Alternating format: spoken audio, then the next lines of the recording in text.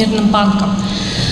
Мы сегодня собрались с вами здесь для того, чтобы изучить внедрение искусственного интеллекта в высшем и профессиональном образовании и обсудить международный опыт изучения влияния искусственного интеллекта на сектор цифровых услуг и привести образование в области искусственного интеллекта в соответствии с потребностями рабочей силы.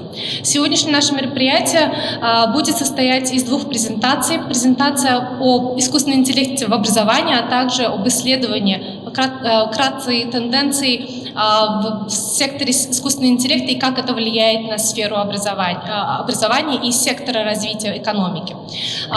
Согласно этого, я бы хотела передать слово для приветствия первому заместителю министра Министерства цифровых технологий господину Олегу Пегасю. Пожалуйста.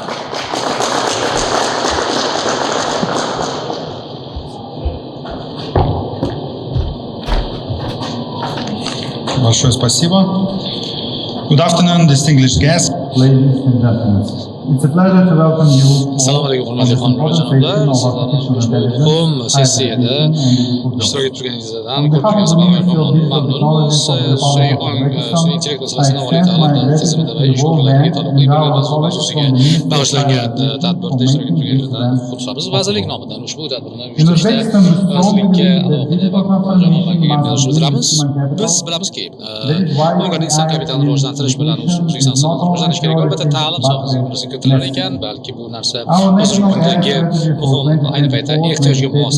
Bizning 2026-2030 yillarga mo'ljallangan rivojlanish strategiyasi albatta ta'lim sohasiga sun'iy ongni integratsiya qilish masalasini urg'u beradi. Ushbu strategiyaning bir bo'limi sifatida biz 100 dan oshiq sun'iy ong bilan bog'liq bo'lgan loyihalarni bir qancha muhim sohalarga sog'liqni saqlash, qishloq xo'jaligi, sog'liqni saqlash, qishloq va boshqa sohalar ta'lim sohasiga taalluqli loyihalarni amalga oshirmoqdamiz. Bugungi kunda muhim pallaki bu ham bo'lsa, bu yerda hozirgi kunda sun'iy ong bilan bog'liq sun'iy ong atrofida doirasidagi loyihalarni 1 million demak dasturlar va hokazo dasturlar asosida ishlarni davom ettirmoqda. Bugungi kunda biz ushbu xorijiy tashqi universitetlar bilan hamkor tashkilotlar bilan bu yo'nalishda hamkorligimizni amalga oshirmoqdamiz. Va yana bir aytmoqchimanki, O'zbekiston yaqin kunlarda o'zining 17 ta demak darajada tipi ko'tarildi. O'zbekistonni demak o'sha sun'iy ong yo'nalishidagi indeks bo'yicha global ko'rsatkichi 17 ta yuqoriga ko'tarildi. Bugungi kunda oliy o'quv-yurtlarda sun'iy ongdan foydalanish darajasining oshishi degani bu va bu kasbiy ta'limda ham shunday bo'lishi kerak degan va qanday qilib O'zbekiston global tendensiyalarga muvofiq harakat qilsanki, bizni talabalarimiz, bitiruvchilarimiz kelajakda ish o'rinlariga muvofiq va munosib bo'lamiz.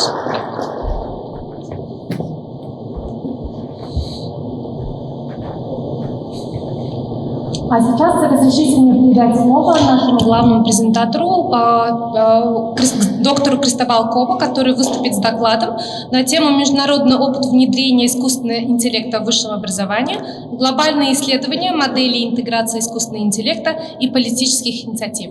Кристобал Кобо, the floor is yours.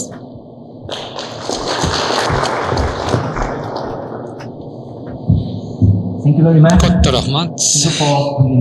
Ushbu taklif uchun minnatdorchilik bildiramiz va siz bilan suhbatlashish sharafiga bizlarga imkoniyat berganingiz uchun katta rahmat. Hozir men sizlarga aytmoqchi bo'lgan narsam, men muhokamani boshlamoqchiman. Muhokamani boshlashdan avval 1-2 daqiqa hozir bir oliy ta'lim darajasi sun'iy ong dunyosiga qanchalar qarab harakatlanayotganligini tasvirni ko'rsatmoqchiman. Namuna sifatida Qo'shma Shtatlarning oliy ta'lim ekotizimini keltirmoqchiman. Ya'ni bo'lganda bu narsa bir havola o'laroq bizga yordamchi material sifatida muloqotimizni ochib berishga yordam beradi deb umid qilamiz mamlakatda dolzarb bo'lgan masala uchun. Keyingi slaydni ko'rsak, ushbu tasvir bilan o'sha e'tiboringizni chap tomondagi ustunlik sintezni ko'rishimiz mumkin. Bu OECDning olib borgan ishlari sintez.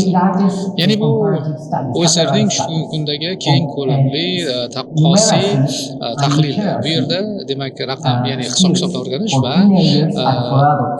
va savod darajasi bu o'smirlar va bolalarga va bu yerda ko'rib turganingizdek farqlarni ko'rishimiz mumkin. Ko'rib turganimizdek o'smirlar va kattalar orasida 15 yil ichida hozir global darajada mana shu ko'nikmalarning oshishini kuzatmoqdamiz. Kuzatuvchimiz, ya'ni bu ham bo'lsa moliyaviy, ya'ni Financial Times gazetasi tomonidan chop bu narsa tahlil qilingan, chop etilgan. Mana o'ng tomonda esa shunday bir illyustratsiyani ko'ryapmizki, bu degani bugungi kundagi haqiqatan ham sun'iy ongning tezkor ko'rsatishi va uning salohiyatining keskin rivojlanishini bu yerda ko'rsatishi, ovozni tanishi, yuzni tanishi, tasvirni tanishi, matnni tanishi, qo'lda yozilgan qo'lyozmalarni ham tanishi va oxirgi paytlarda hatto murakkab tinglash salohiyatining ham oshkorligini ko'rishimiz mumkin. Bu ikkita voqelikni biz bu degani biz xavotir qilib bu narsaga texnologiyaga butunlay tayanib qolishimiz kerak degani emas, balki bu narsani biz bundan farqli o'laroq uzoq muddatli bizga ushbu texnologiyalar beradigan imkoniyat deb qarashimiz kerak, salohiyatlarimiz oshishiga imkon deb qarashimiz kerak va bu shunday bir o'xshatishki, bu kichik ushbu texnologiyalarning ozmas salohiyatini inson salohiyati bilan taqqoslashimiz degan. Hozir taqdimotimning asosiy maqsadi avtomatizatsiya degan masaladan chetlashaylikda, balki augmentatsiya masalasi, ya'ni reallikka, real voqelikka moslashish deb o'ylaylik. Ya'ni bu zamonaviy texnologiyalarni bugundagi ehtiyojlarga tatbiqan gapirar ekanmiz. Jahon iqtisodiy forumining 2030-yilga mo'ljallangan 2030-yilgacha bu belgilagan demak yo'nalishlarida, ya'ni prognozlarida muayyan ko'nikmalar, muayyan demak ish o'rinlari borki, ularga katta demak ehtiyoj bo'ladi. Bu yerda bu o'sha dasturlash, tahliliy, ya'ni tanqidiy va bularda hammasi yanada mashinalar bilan munosabatga kirishish haqida gapiradi. Chap tomonida biz ko'rishimiz mumkin ekspertlarning, mutaxassislarning tashabbusiga qaraganda, bo'lganda yozish, o'qish va matematikaga nazarda kamayadi. Buni o'zi emas, balki dasturlash ham. Bugungi kundagi eng ilg'or bir yo'nalish deb qaraydigan bo'lsak, oxirgi bir necha yillarda dasturlash bu nihoyatda muhim salohiyat sifatida qaralgan. Ya'ni ekotizim o'zgarmoqda va biz bu narsaga munosib tarzda fikr munosabat bildirishimiz kerak bo'ladi. Bir ikkita axborotlarga e'tibor qaratsam, OpenAI dasturi hozir talabalar GPTdan qanchalar, ChatGPTdan qanchalar foydalanayotganligini ko'rishimiz mumkin. Demak, bu demak matnlarni o'rganish, demak matnlarga xulosalar qilish, critically important for developing professionals. Right? kengaytirish, So students in the US are using this more and more. In the right hand side, you see quite an astonishing news. Some universities are big partnerships bugungi kunda with OpenAI. qancha universitetlar OpenAI bilan katta hamkorlik dasturiga kirmoqda. Ya'ni ulardan asosiy maqsad kengroq hamkasb, ya'ni talabalar va foydalanuvchilar bu 5000 dan bu 500 mingdan oshiq bir qancha oliy o'quvchilar, talabalar, foydalanuvchilar $7 million miqdordagi loyiha hisoblanadi. Nima uchun bu qadar ulkan miqdor degan bo'lsak, summa degan bo'lsak, kontekstda tushunishga harakat qilamiz. Hozir biz sizga 3 ta asosiy omillarga qaratamiz. Mana shu oliy Qo'shma Shtatlardagi oliy ta'limda demak sun'iy ongni tatbiq etish. Birinchisi bugungi kunda sun'iy intellekt, sun'iy ong o'zgartiruvchi kuchga aylanyapti va bu bugungi kunda o'rganish, demak tadqiqot qilish, ta'lim olish va boshqaruvga katta o'zgarishlar kirityapti. Va bugungi kunda ulkan bir ambisiyoz, ya'ni jiddiy maqsadlar qo'yilyapti. Yangi fakultetlar yaratilyapti va shular qatorida umuman ushbu muhim foydali texnologiyalarni boshqaruv masalasi qanday bo'ladi degan masala ham ko'rib chiqilyapti. Bugungi kunda albatta bir qancha imkoniyatlar bilan bir qatorida, salohiyatlar qatorida risklar ham xavf-xatarlar ham bor va biz shu sababdan biz bu narsaga kerakli kafolatlarni boshqaruv kafolatlarini berishimiz kerakki, bu bilan ya'ni sun'iy ongni tatbiq etish bilan bog'liq bo'lgan bir qancha xavf-xatarlarni yo'ldan ko'tarmaslik maqsadida shularga e'tiboran biz xatti-harakatlarni qilishimiz uchun bu imkoniyatlar va xavf-xatarlarni inobatga olish kerak. Yangi o'quv kurslari, dasturlari albatta hozir joriy etilmoqda. Bugungi kunda juda ham ko'p universitetlar hozirda ochiq o'quv kurslarini taklif etyaptilar sun'iy ong bilan bo'lgan namunalar keltirilgan bu yerda. Lekin ayni paytda bundan muhim masalaki ular sun'iy ong haqiqatan ham bu qanday fan bo'lishidan qat'iy nazar barcha predmetni sohasiga kiritilishi kerak. Masalan, Kolumbiya universitetida ular maqsad sifatida 28-yilga mo'ljalladilar. Har bir talaba qanday predmetdan fandan ta'lim olishidan qat'iy nazar umumanda sun'iy ongni ularning o'sha o'rganayotgan fanlariga ta'siri qanday bo'lishini baholashlari bo'lishlari kerak bo'ladi. Va bir universitet ham bugungi kunda moliyaviy rag'batlarni taqdim etyaptiki fakultetlarga ularni o'sha turli predmetlarni fanlarni o'qitishda sun'iy ongni kiritishga targ'ib bo'lyapti. Mana shu moliyaviy demak imtiyozlar orqali Pensilvaniya universiteti ham shu bilan qatorda sun'iy ongdan tarmoqlarga bizneslarni qayta shakllantirishga va bizneslarda innovatsiyalar kiritishda va mas'uliyatli javobdorlikka va AI ya'ni sun'iy ong hamma yerda degan tashabbuslar chiqishmoqda. Barcha bu o'lchamlar haqida gapirar ekanmiz, ya'ni bu ta'limni sun'iy ong orqali amalga oshirish deganda biz muhokamani shuni atrofida, masalan, Garvard universiteti hozir kompyuter fanlari dasturini ishlab chiqqan bo'lib, u hozirgi kunda sun'iy ongga asoslangan botni beradi. Bu talaba uchun birga bir yordam beradigan demak imkoniyat beradi va imtihonning so'nggi javobini bermaydi-da, lekin imtihonga tayyorgarchilik ko'rishga yordam beradi. Bu birinchisi. Ikkinchisi, Kolumbiya universitetining chatbotlari bor. U shaxsiylashtirilgan dastur 24 soat 7 kun davomida talabaga yordam beradi. Lekin hozir bu fakultetlar shu narsani tushundilarki, bular baholashga e'tibor qilish kerak va fakultetlar shu narsani tushundiki, norasmiy fandan foydalanish qanday va qanday qilsak ularning dissertatsiyalari haqiqatan o'rinli deb belgilanadi. Uchinchisi, fakultetlarni mana shu narsani tushunsinlarki, ya'ni sun'iy ong bilan bog'liq eshiklar to'laligicha ish bermaydi. Shu sababdan biz ham demak fakultetlarni salohiyatini yaxshilashimiz kerak ekan degan xulosaga keldik. Ya'ni ular mana shu muhokamalar doirasida ularni imkoni boricha sun'iy ong nazaridan yanada ravon bo'lishiga intilishmoq. Bu sun'iy ongni butun boshli o'quv rejalariga, dasturlariga integratsiya qilish, kiritish masalasiga urg'u berilyapti. Bir qancha qiyinchiliklar bor. Masalan, Garvard universiteti hozirda shunday bir xabardorlikni oshirmoqdaki, hamjamiyatlar orasida sun'iy ong bugungi kunda juda ham katta istiqbollarni va'da bersa-da, lekin muhim bir axborotlarda shaxsiy ma'lumotlarda va shunday bir axborotlarda va tadqiqotlarga umumaganda keyinchalik litsenziya olinadigan va intellektual mulk sifatida, ya'ni patentlanishi kerak bo'lgan ma'lumotlarni tashqariga chiqib ketishini oldini olish kerak degan ma'noda. Xuddi shunday Yale va Kolumbiya universitetlarida xuddi shunday yondashuv qilyapti. Bu demak hamkorlik qilinyapti. Ya'ni bu universitetlarning serverlarida o'tirishi kerakki va bu narsani biz kafolat, ya'ni axborotlarning chiqib ketishini oldini olish, fosh etilib qolishini oldini olish kafolati deb atayaptilar. Bu narsa ko'pchilik universitetlarda qilyapti. Juda ham ko'p zamon kundagi mashhur demak chop etish nashriyotlari demak ilmiy ya'ni akademik bilan chop etishda ular hozirgi kunda faqatgina insoniyat, faqatgina tirik odamlargina bilimni yaratishi mumkin deyapti. Lekin bugungi kunda juda ham ko'p olimlar o'zlarining ilmiy kashfiyotlarida yoki tadqiqotlarida sun'iy ongdan foydalanyapti. Demak, buni shu hisobda xo'p, bu narsa endi qachon bo'lishi kerak? Bu axborotga ishlov berishdami yoki bo'lmasa mazmunni yaratishdami? Qaysi sohalarda ko'proq biz sun'iy ongga yondashishimiz kerak? Shu sababdan biz ilmiy demak doiralarning sun'iy ongni qaysi sohaga tatbiq etilishi yanada axloqan nazardan foydali bo'ladi va o'rinli bo'ladi. Ya'ni bu qanchalar davom etadi. Masalan, Garvard universiteti 23-yilda shunday bir ma'lumotlarni chop etdi. Lekin uzoq muddat emas, ammo bugungi kunda butun boshli texnologik bir asrni ko'rsatib beryapti. Ya'ni bu ham bo'lsa butunlikni, ehtiyot bo'lishni, xavfsizlik masalasi, demak, avtorlik huquqi va akademik demak butunlikni yoki bo'lmasa samimiyligini taqdim etyapti. Ayni paytda bu narsa mas'uliyatni talab etadi, chunki juda ham foydali, kuchli texnologiyadir. Shu sababdan xuddi shunday Garvard universiteti kabi boshqa universitetlarda ham bir qancha demak shunga qo'shimcha tarzlarni ko'rsatamiz. Masalan, Pensilvaniya universitetida ular qilgan ishlar shunday bo'ladiki, ular yuqori darajadagi kengashni yaratganlar. Bu yerda katta asosiy fakultetlardan, asosiy fan o'qituvchi, asosiy demak fakultetlarning rahbarlari bu yerda qanday qilib sun'iy ong bilan ishlash, ularni doirasida qanday loyihalar bilan boshlash, ularni qanday asosida dars berish masalasiga qattiq e'tibor qaratib boshladilar. Va bunda qilgan ishlar muhokama bir qancha demak kafedralar bilan muhokamalar o'tkazganlardan so'ng bu narsa faqatgina bitta tartibga solish qoidalari bilan mezonlari bilan tartibga solib bo'lmas ekan degan xulosaga kelishdi.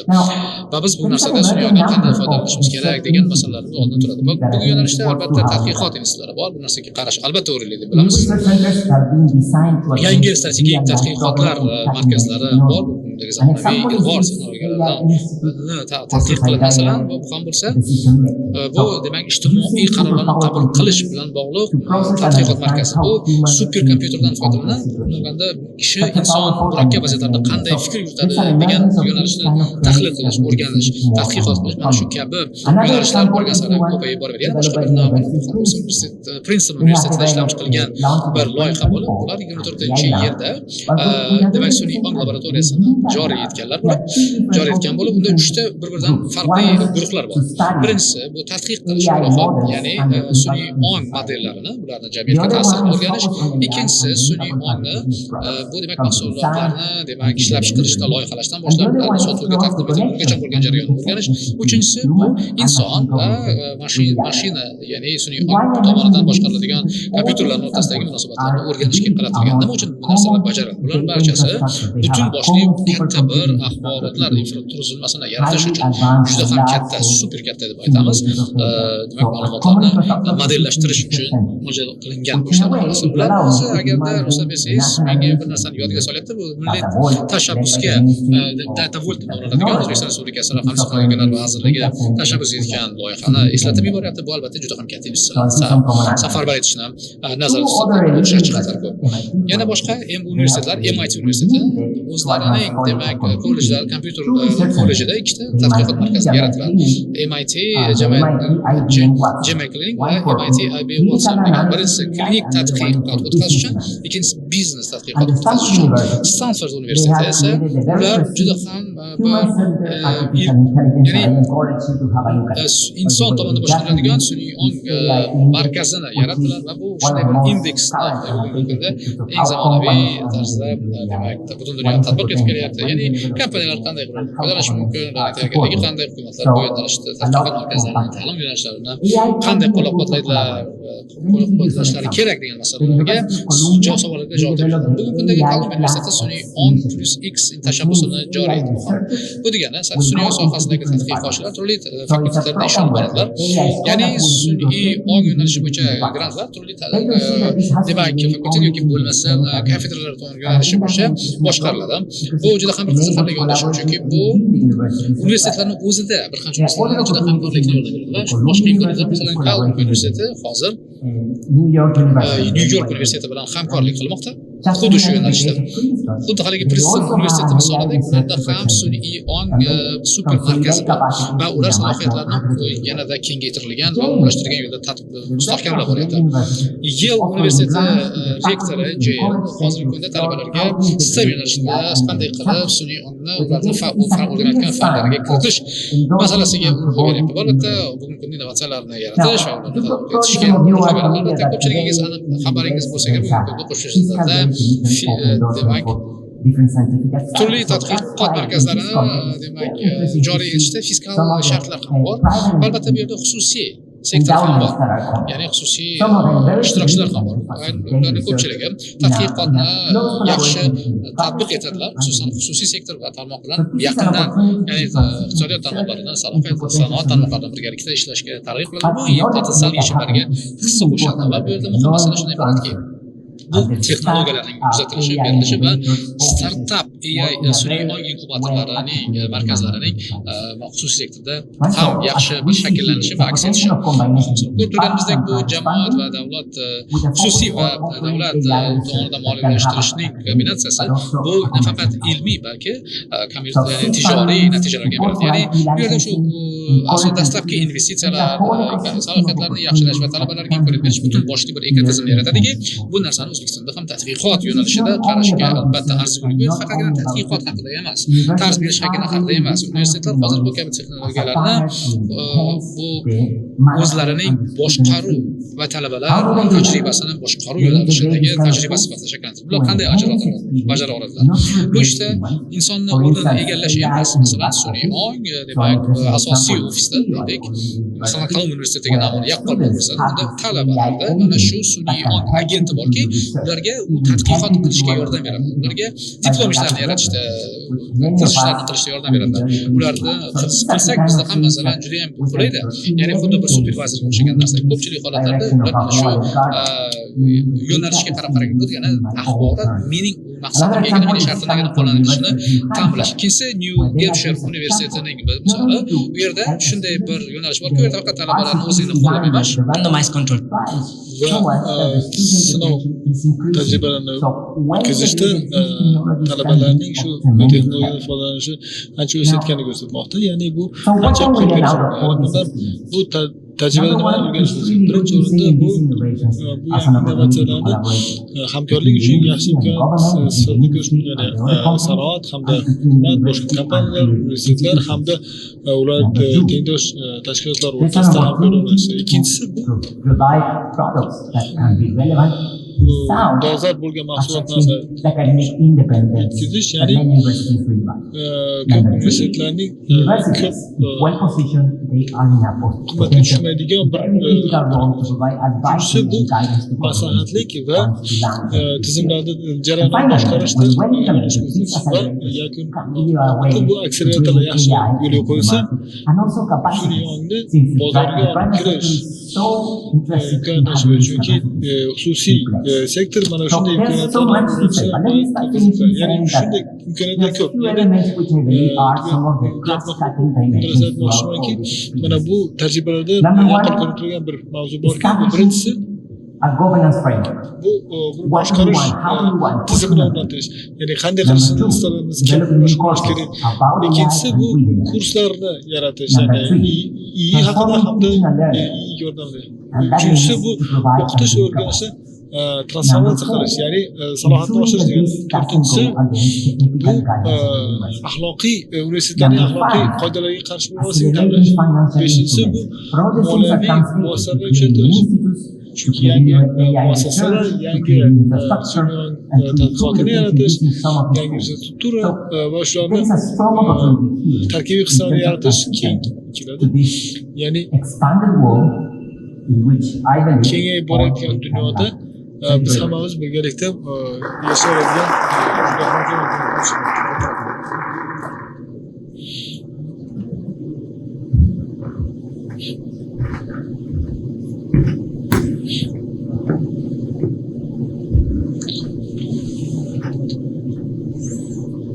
Thank you so much, Christopher, for the juda ham qiziqarli ma'ruzalar Сейчас разрешите мне передать слово Йохану Бергману, старшему специалисту по цифровым технологиям Всемирного банка, который выступит с докладом на тему искусственный интеллект и цифровые сервисы, мировые тенденции.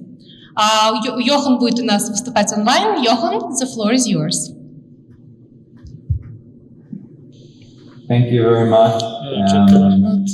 Thank you for having me here today.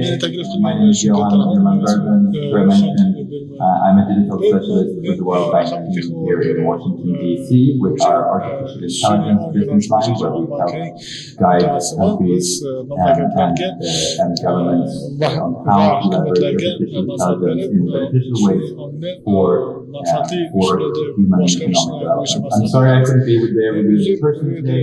I was very happy though that I was able to visit Uzbekistan this fall.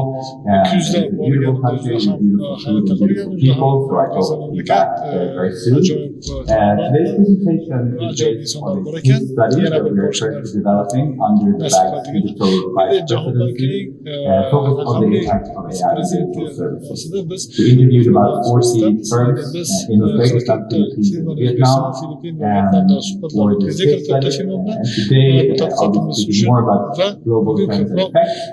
But in the coming months, we'll also be able to share more granular insights on Uzbekistan and the other countries. So look forward to coming back and presenting to you. O'zbekiston va boshqa mamlakatlar haqida batafsil ma'lumotlarni ham tadqiqotimiz yakunida o'rtoqlashib olamiz. Keyingi slayd ko'rsatsangiz, bankingiz bo'lsa kerak, raqamli beginning in the 1950s, some of the earliest examples of digital service delivery involved companies primarily in the United States installing huge on-site computers, starting with the UNIVAC you see on the left here, to manage tasks like payroll processing, manufacturing, etc. It's interesting though that today's smartphones are about 1 million times more powerful than this UNIVAC. But the UNIVAC computer weighs about as much as 6 Chevrolet Cobalt. So I know you in fact don't know what the Chevrolet Cobalt is. So you can picture about how heavy that was.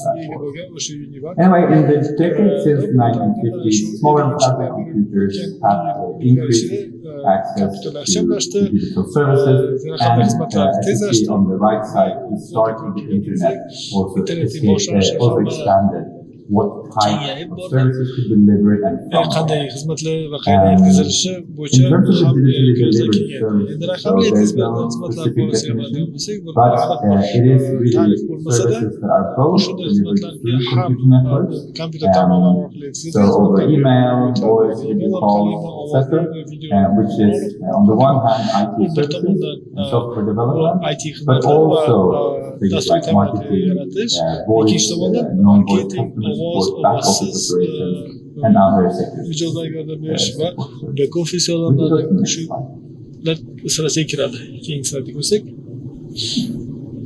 So since the days of UNIVAC, shu UNIVAC the outsourcing industry beri really has driven outsourcing an expansion of these sanoati delivery services. raqamli xizmatlarni So outsourcing sohasiga firms, as kengaytirib you know, oldi. help Outsourcing reduce kompaniyalar costs, access bilan specialized xarajatni skills, kamaytirish, and asoslashgan in the last malakani sort of olib kelish 15-20 years, va digital shu 15 transformation of yilda countries and mamlakatlarning raqamli businesses has o'zgarishi va really bizneslarning shu made mos kelishligi outsourcing become darhaqiqat immense. outsourcingni But it has katta also sanoatga increased the aylantirdi. Nega shu complexity bilan of the birgalikda tasks that are outsourced.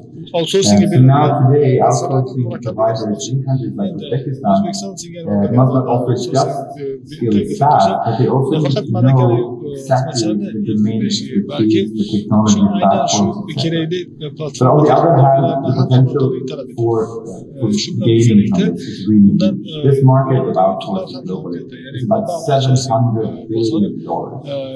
So there is an immense amount of value in this, and I know that the government of Uzbekistan really recognizes albatta O'zbekiston through hukumati the IT part and other. tan olganligi va IT Just to show you what some of the key segments are in the table on the right here. So software development, obviously, IT services, help desk support, infrastructure management, data analytics, so business intelligence, data entry and storage, even the AI modeling. It's also a task that is increasing in popularity.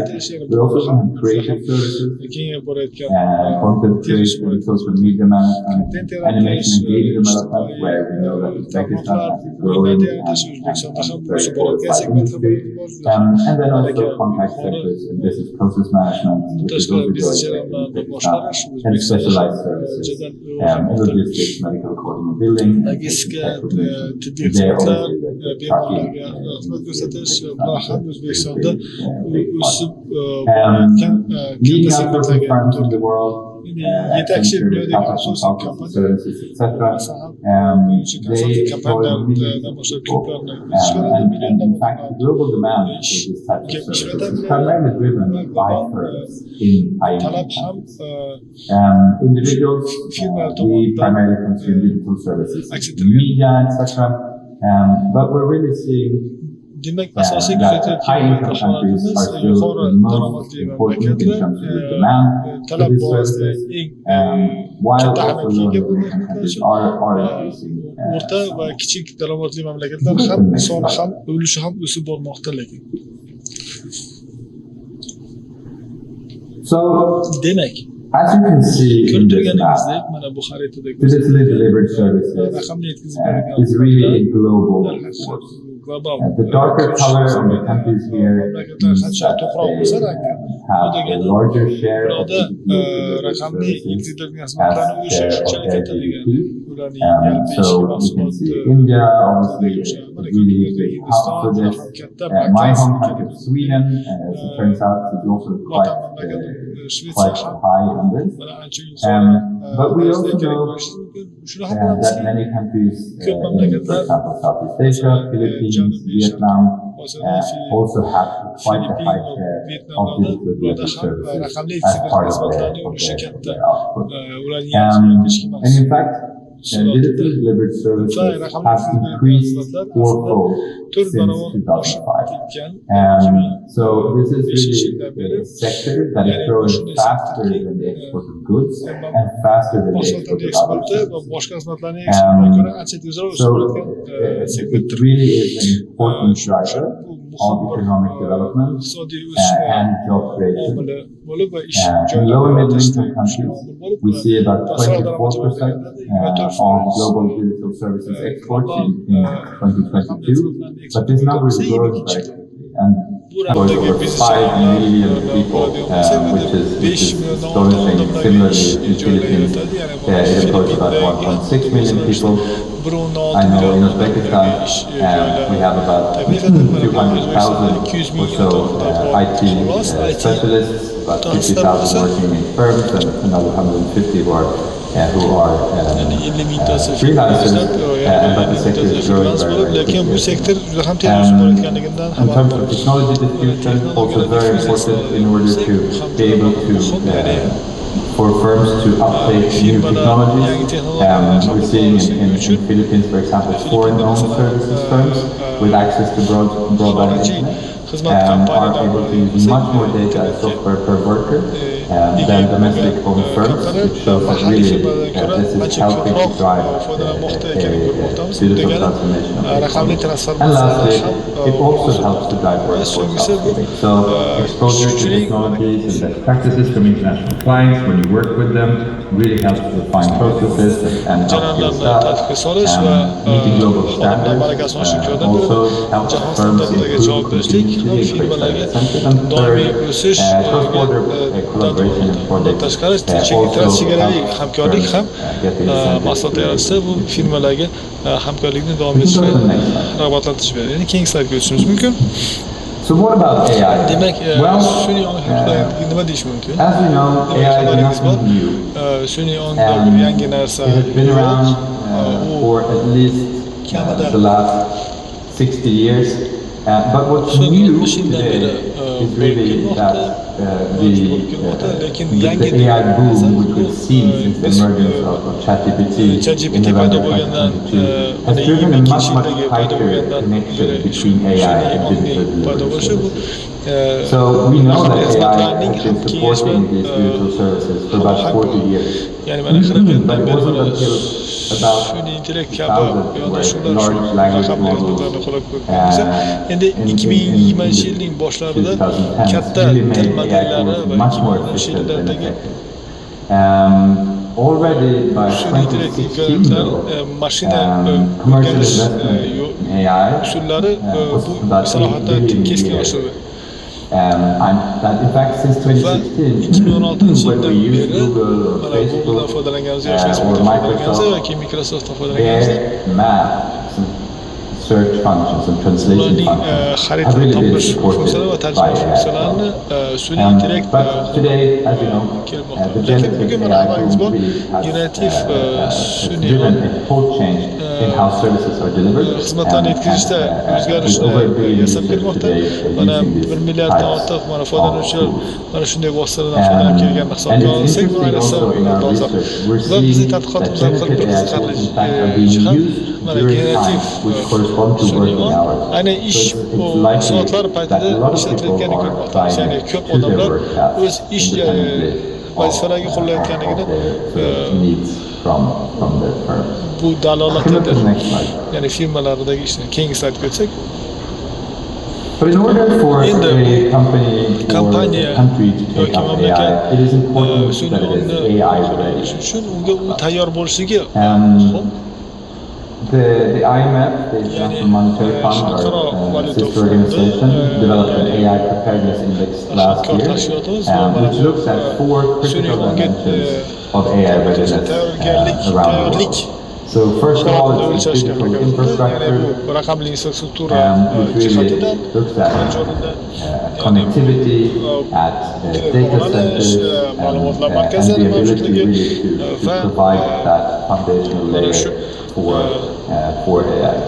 shuni The second is sun'iy human ongni uchun capital, where of course you and your asos colleagues play a critical role in ikkinchisi terms of being bu able to inson kapitali, ya'ni sizlar va hamkasblaringiz masalan to zamonaviy both young learners, but also in terms of yangi reskilling and o'rganganlar uchun upskilling for workers, va and mavjud with the xodimlarning government malakasini to oshirish support, va to kengaytirish sustain human capital. imkoniyatlari nazarda tutilgan. And third, on the Uchinchi technological jihat bu innovation, texnologik innovatsiyalarga there qaratilgan. it really looks at great research and development and the ability of the country to create new innovations using AI, and fourth, the legal framework.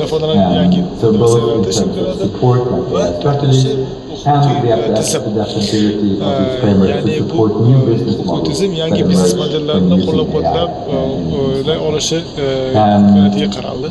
We can move to the next slide. Va keyingi slaydga o'tishimiz mumkin. So if we zoom in on Central Demak, Asia, bu then Markaziy we Osiyoga have alohida some e'tibor highlights qaratadigan across bo'lsak, bu 3 dimensions. uch So o'lcham on the bo'ylab first, on the one hand, we have AI foundation. So this is the infrastructure, sun'iy ongning and asoslari, internet use that infrastruktura, I was talking internetdan about, foydalanish, the mana enablers, aytgandek, which looks at qo'llab-quvvatlaydigan skills, legislation, ya'ni bu etc. And then the kvalifikatsiya, AI qonunchilik va service. hokazo. This is the Va applications keyingisi that bu are built on top sun'iy of ong AI. xizmatlari, ya'ni shularning asosida So paydo maybe bo'lgan I'm bir especially Kazakhstan is a clear leader across infrastructure, internet use and skills within infrastructure and internet use, as well as cybersecurity within the region. Kazakhstan has a strong sort of usage of internet as well as established data centers already. But Uzbekistan will really seeing strong performance in human capital, as well as with the AI strategy that was mentioned earlier. This really positions the country, we think, for a strong potential future to harness AI as well. Kyrgyz Republic really performs well also on internet use and has a very strong, in fact, developer community, which also should support them. Whereas Turkmenistan has sort of less developed digital foundations and lower developed activities, but Turkmenistan really is exhibiting a very strong Turkmenistonda inson kapitalini asosi juda ham kuchli ekanligiga guvoh bo'lmoqdamiz. Ya'ni qo'shnilaringizni imkoniyatini kuzatish juda ham qiziq bu orada. Keyingi slaydga o'tishimiz mumkin. So, how are firms taking up Bizning AI? firmalarning Well, our research shows that there are three ways in which they're doing so. First of all, firms are using AI in their internal operations, such as recruitment, HR management, payroll, and training. And I'm sure many of you have already started using AI tools in this way to improve efficiency and to make your work easier. Second of all, digital services firms are integrating AI into their workflow with tools and software that they use to deliver services and solutions to clients. So for example, using Gen AI chatbot to write better emails in a second language. This is something we saw quite widespread in Uzbekistan. And using natural language processing to summarize customer calls and analyze how they went. Using machine learning to improve direct reply to direction. Or supporting programming tasks with generative AI code. And the third, really for the higher skilled firms, producing AI solutions and tools for their clients. So for example, creating customer service chatbots, developing predictive analytics systems, creating computer vision tools to improve quality assurance. Va sifatni ta'minlash va hokazo. Bu uchta asosiy jihatlar biz bugungi kunda sun'iy oliy ta'lim sohasida tatbiq etilishida kuzatib guvoh bo'lib turibmiz. Keyingi slayd. But to what extent Lekin nechog'lik bizni demak do'stlarimiz bu yo'nalishda sun'iy ongdan foydalanmoqda. Axborotlar nisbatan ancha kam. Sun'iy ong olishi kerak bo'lgan ma'lumotlar Qo'shma Shtatlar va Yevropa Ittifoqi hududidan tashqarida. Bilamizki, bular tez kunlarda o'zgaradi va shular qatorida biz ularga konsolidatsiya qilish yo'nalishida ish olib boryapmiz va mavjud axborotlardan foydalanishimizga to'g'ri kelyapti. Va bu diagramm chizmani ko'rish ko'rishimiz mumkin.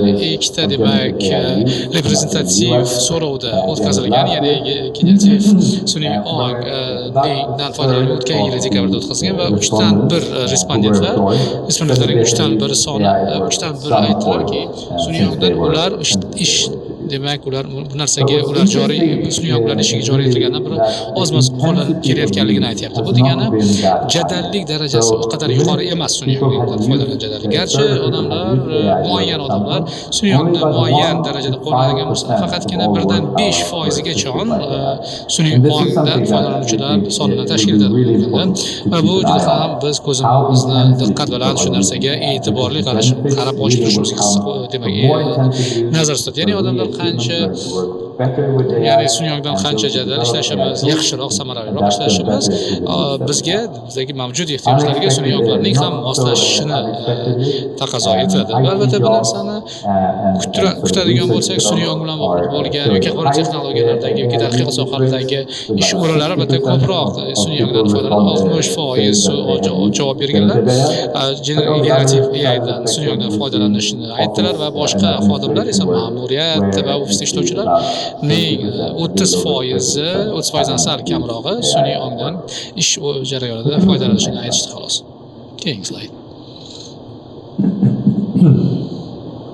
So what are Demak, asosiy ta'sir darajasi qanday? Ya'ni hozirgi kunda sun'iy ong olganda xizmatlarni taqdim etish sohasidagi ta'siri haqida gap ketyapti. To'g'risini aytadigan bo'lsak, o'ylaymanki biz barchamiz xabarimiz bor. Uning umumiy ta'siri hali noaniq, lekin dastlabki ko'rsatkichlarni ko'rishimiz mumkin ta'sir darajasini. Bugungi kundagi sun'iy ongni tezkor tatbiq etilishi bilan bu narsa yanada jadallashmoqda. Ya'ni umuman olganda o'zgarishlar jiddiy ekanligini kuzatib turibmiz. Biz uchun nihoyatda muhim bo'lgan yana bir masala boshqa jihatlar. Chunki umumiy texnologik maqsadlarga yo'nalgan texnologiyalarni qarasak, masalan, internet yoki elektr tarmog'i bugungi kunda biz faoliyat yuritishimiz usullarini umuman o'zgartirib yuboradi, to'g'rimi? Juda ham ko'p vaqt sarf etiladi odamlarga, tashkilotlarga, masalan, tarixan qaraydigan bo'lsak, o'zlarida tatbiq etishlariga ko'p vaqt ketgan demoqchimiz. Ya'ni bu narsa bizni ishlashimizni qayta konfiguratsiya qilib olishimizga, qayta tizimga tushirib olishimizga va kim bilan biz ishlashimizni yanada to'g'ri belgilab olishimizga to'g'ridan-to'g'ri ta'sir ko'rsatadi. Shu sabab tashkilotlar darajasida, xodimlar orasida, ma'muriyat darajasida jiddiy qarshiliklarga sabab bo'lmoqda. Mamlakatlar darajasida ham hatto ishlarga tatbiq etishda. Shuni yodda saqlashimiz kerak. Qanchalar tez sun'iy ong bu ish faoliyatiga kirishib ketadi, ya'ni insoniyatning kundalik faoliyatiga kiradi degan ma'noda. Bu uning salohiyati keskin rivojlanishini inobatga olsak, sun'iy ong boshqa tomondan tashkilotlar va undan foydalanuvchilar bugungi kunda ushbu o'zgarishlar sur'ati bilan teng hamohang ketmayapti. Bizni ijtimoiy tashkilot ya'ni tashkilotlarning ijtimoiy o'zgarishi va darajasi, ya'ni tashkilotlarning ijtimoiy o'zgarishi darajasi mana shu kabi sun'iy ong texnologiyalarida qanchalar jadal yoki tezkor tatbiq etilishiga to'g'ri proporsional, to'g'ri mutanosib. Endi qanday ta'sir darajalarini xizmatlarni taqdim etishda sun'iy ong yanada yaqqol o'zga tashlaydi deydigan savolga keyingi slaydlarda javob berishga harakat qilamiz. Bizni tushunishimiz bo'yicha sun'iy ong olganda xizmatlarni taqdim etilishiga 4 ta kanallar orqali ta'sir ko'rsatadi. Birinchisi mahsuldorlik, ya'ni samaradorlik. Qancha biz muayyan vaqt jarayonida mahsuldorlikni oshira olamiz yoki qancha mahsulot ola bilamiz. Bu yerda ham sifat nuqtai nazaridan ayrim tadqiqotlar shuni ko'rsatyaptiki, sun'iy ongning ta'sirida bu qisqa muddat ichida xodimlar ko'proq natijaga erishyapti deydilar. Masalan, tadqiqot o'tkazilgan. Demak, bo'lganda o'sha mijozlarga xizmat ko'rsatish markazlarida tadqiqotlar o'tkazib, 14% demak o'rtacha bu hozir o'sha mijozlarga bir soatning ichida xizmat ko'rsatish oshgan, ya'ni samaradorlik darajasi. Umuman olganda generativ sun'iy ongda, masalan, Copilot'ni olib misolga ko'radigan bo'lsak, u samaradorlik darajasini, ya'ni o'sha dasturchilarning, kodlar yozuvchilarning samaradorligini oshirgan.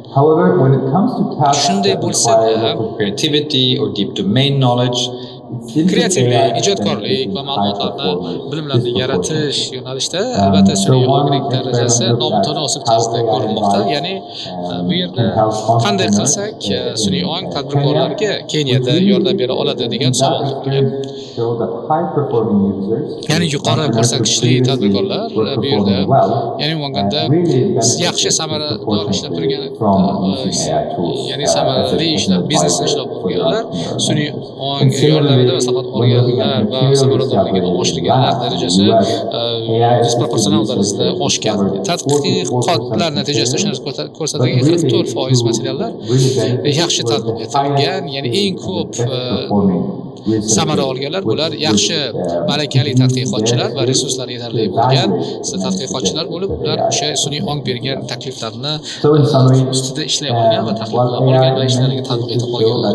Ya'ni ko'pchilik holatlarda sun'iy ong ko'rsatyapti. Sun'iy ongning ta'siri vaqt nuqtai nazaridan ancha samarali foydalanish inobatga olgan holatda samaradorlik darajasini, hosildorlik darajasini oshiryapti, samaradorlik darajasini va natijadorlik yaxshi bormoqda va sun'iy ong muolajalarda hali aytganimizdek ko'nikmalar xatoligini demak yuqori daraja ko'rsatadi. Ya'ni muayyan darajada samaradorlik darajasidagi xatolik ko'rsatkichi noaniqlik ko'rsatkichi ham o'ziga yarasha yaqqol ko'zga tashlanadi. Ayrim o'rinlarda mavjud ish o'rinlarini sun'iy ong o'rnini egallashi mumkinligi ma'lum bo'lyapti. Ya'ni raqamli xizmatlar sohasida sun'iy ong albatta juda ham va raqamli juda ham ko'p qo'llanyapti. Biz ishonishimiz bo'yicha demak muayyan ish o'rinlariga sun'iy ongning ta'siri katta bo'ladi. Ya'ni berilgan topshiriqlarning taqsimoti nuqtai nazaridan va bu yerda sun'iy ong muayyan ish o'rinlarida bemalol butun boshli xodimlar ishini bajara oladi degan ehtimol yo'q emas. Buni ustiga e'tiborli bo'lishimiz kerak. Bu faqatgina shuni o'zi bilangina cheklanmaydi. Oddiy umumiy vazifalarni bajarish bilan cheklanmaydi. Sun'iy ong bilamiz. Ayni paytda u yanada murakkab vazifalarni ham bemalol bajara oladi va biz bilamizki, masalan, freelance ishlarida, ya'ni erkin faoliyat yurituvchi xodimlarga bu salbiy ta'sir ko'rsatgan. Chunki muayyan vazifalarni bajarish ularda o'ziga xos darajada ishga tushadi. Demak, sun'iy ong masalasi bu gapirar ekanmiz. Ya'ni global darajada qaraydigan bo'lsak, masalan, outsource xizmatlarda sun'iy ong ko'p ishlarni bajaryapti. Masalan, sun'iy ong avtomatlashtiriladi raqamli kundalik ishlarni bajarishga. Bu muayyan bir offshore ishlardagi muayyan ishlarni outsource darajasida bajarishga xizmat qiladi. Ayni paytda u insonlarga, oddiy xodimlarga ham, masalan, Filippin kabi, O'zbekiston kabi mamlakatlarga o'zlarining qiymat zanjirlarida yanada yaxshilanish imkoniyatini beradi va yanada murakkab vazifalarni bajarishga ular hissa qo'shib ishtirok eta olib, bu bozorda ishtirok etishlariga imkon beradi. Oylik masalasida gapirar ekanmiz, masala oxirgi masala bo'lsa-da, albatta sun'iy ong orqali demak bu mahsulotlarni ishlab chiqaradigan ish o'rinlaridagi oylik darajasi oshishi kutiladi albatta. Va bu yerda ish beruvchilar samaradorlik oshgan hisobiga ko'proq oylik berishga shay bo'ladilar. Bu esa oylikni oshishiga hissa qo'shib, lekin agarda bu narsa bunday bo'lmaydigan bo'lsa, hoynahoy oddiy vazifalarni bajaruvchi yoki bo'lmasa kam ko'nikma va talab etuvchi ishlarni bajaruvchilarga nisbatan albatta ularda demak sun'iy ong bilan ishni bajarish hisobiga ular ish yo'qotishlari ehtimoli oshadi. Masalalar juda ham ko'p, lekin vaqtimiz oz bo'lganligi uchun oxirgi slaydga qaytamiz, lekin bo'lgan bo'lsa-da bu masalaga keyingi oylarda yana qaytishimiz mumkin bo'ladi. Keyingi slayd.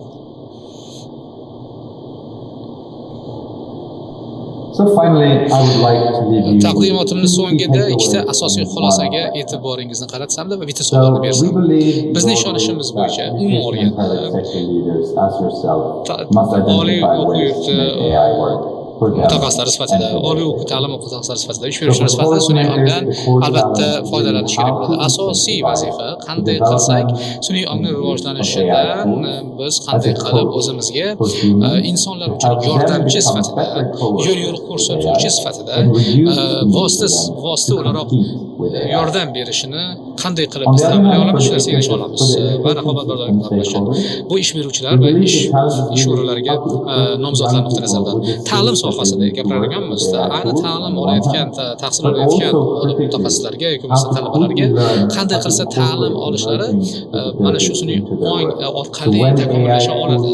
Qanday qilib, ya'ni qachonki sun'iy ong yaxshilanar ekan, qanday qilsa o'quvchi talabalarga mana shu yangi ko'nikmalardan foydalanish imkoniyatini beradi va ularni qanday qilib yanada samarali foydalanish imkoniyatini beradi.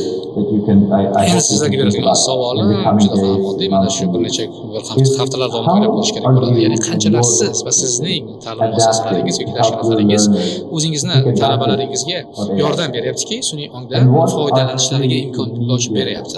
Va asosiy birinchi qilinish kerak bo'lgan dastlabki 3 ta vazifa nimadan iboratki, ularni bajarsangiz, ularni amalga oshirsangiz, mana shu sun'iy ongga yanada yaxshiroq, samaraliroq moslashsa bo'ladi. Shu bilan so'zimni yakunlasam, vaqtinglarga minnatdorchilik bildiraman. Ishonchim komilki, juda ham samarali va sermahsul kun bo'ladi sizlarga.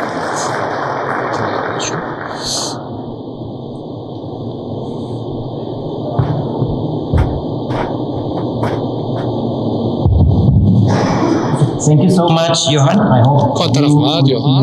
Umid qilamizki, siz bizni mana ishtirokchilarimizni sizga iliq qarsaklarni yo'lladilar, eshitdingiz degan umidamiz. Shu bilan bizda endi hozir vaqtimiz bor, panel muhokamalariga ajratamiz.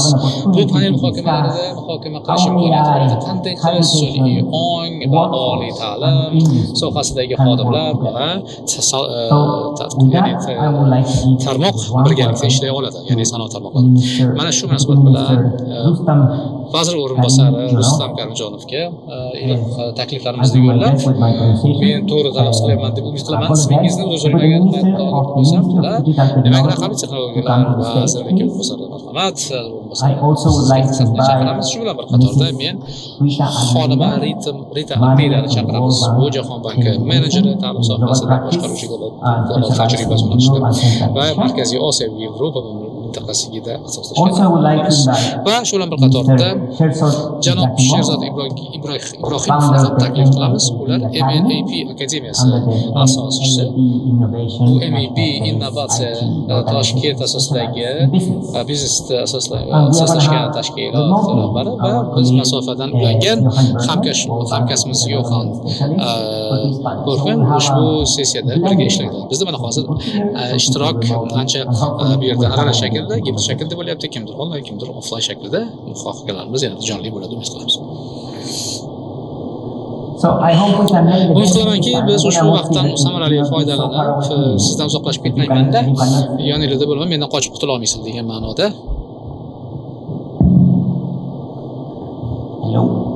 Salomlar, mana mikrofon ishlayapti, juda soz. Va men barchaga savollar bo'lsa bemalol savollarni berishga tayyorlab turishinglarni iltimos qilamiz va mana panelga chiqqanlar balki tadqiqotlar bo'yicha ham balki savollar bo'lsa ularga ham javob berishga harakat qilamiz. Janob vazir o'rinbosaridan boshlasak, rus tili bilan. O'ylaymanki juda ham ko'p muhokamalar mana hozir ish o'rinlari haqida gapirilyapti va sun'iy ongni bu yo'nalishda nechog'li dolzarbligi masalasi haqida gapirilyapti. Shu munosabat bilan sizning fikr-mulohazalaringizga murojaat qilsak, sizningcha nima deb o'ylaysiz? O'zbekistonning oliy ta'lim tizimi nechog'lik tezkor tarzda raqamli va yumshoq ko'nikmalardan ayni shu sohada, ya'ni sun'iy ong iqtisodiyoti tarmoqlarida ehtiyoji bo'lganlarga yanada moslashtirsa bo'ladi. Ya'ni 300 mingdan oshiq yangi ish o'rinlarini ochish maqsad qilingan ekan 2030-yilga qadar. Nima deb o'ylaysiz? Shu masalada hozirgi vazifalar qanday? Katta rahmat. Eshityapmizmi? Eshityapmiz. Ha, eshityapmiz. Katta rahmat savol uchun. Umuman biz bilan birga ishtirok etib turgan uchun kunimiz uzoq samarali bo'lyapti. Olganda bu biz kunning bir qancha uchrashuvlar va o'tkazib sessiyalar o'tkazdik. Unda maktab ta'limi tizimi bilan oliy ta'lim tizimi, xususiy sektor, shu bilan bir qatorda mehnat bozori o'rtasidagi bog'liqlik masalasini ko'rib chiqyapmiz va xususan qanchalar ushbu soha vakillari sun'iy ong texnologiyalarini bugungi kunda tatbiq etishga tayyor ekanliklari, tatbiq etayotganliklari haqida gapiryapmiz. Oliy ta'lim tizimida hammani hozir gaplashib turibmiz. Deyarli 60 ming talaba hozirgi kunda tahsil olyapti raqamli texnologiyalar fakultetlarida, bu yo'nalishda universitetlarda va ularning aksariyati xususiy va huquqiy davlat va turli shakldagi oliy o'quv hisoblanadi va ular bugungi kunda zamon talablari bilan hamohang bo'lishlari uchun davlatning umumiy, ya'ni o'sha mehnat bozori uchun iqtidorlarni tarbiyalash strategiyasiga va sun'iy ongni tatbiq etish yo'nalishidagi strategiyasiga muvofiq bo'lishi bu yerda ikkita usul bor. Birinchisi, yaqindan biz mehnat bozori bilan ishlashimiz talab etiladi.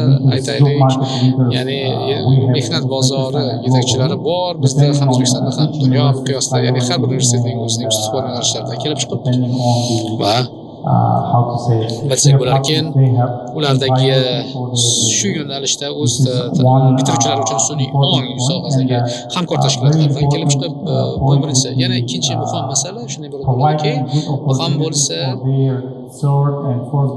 3 va 4 kurs talabalariga stajirovkalar o'tish imkoniyatini berish, ya'ni mana shu stajirovkalar o'tish jarayonida ular mehnat bozoriga chiqish huquqiga ega bo'ladilar va oldindan sun'iy ongni qanday qilsa, ya'ni sun'iy ongdan foydalanuvchi kompaniyalar bilan ishlagan holatda ular bilan o'shalarda stajirovka o'tish orqali xususan ko'nikmalarni oshirish, sun'iy ong yoki bo'lmasa yumshoq ko'nikmalarni rivojlantirishlari mumkin. Bu nazariyadan voqelikka o'tkazish yoki o'tish degani imkoniyati degani bu 10 yillar davomida sodir bo'lyaptiki, ya'ni stajirovka aynan o'quvchilarga, talabalarga yo'nalish ko'rsatib beradi.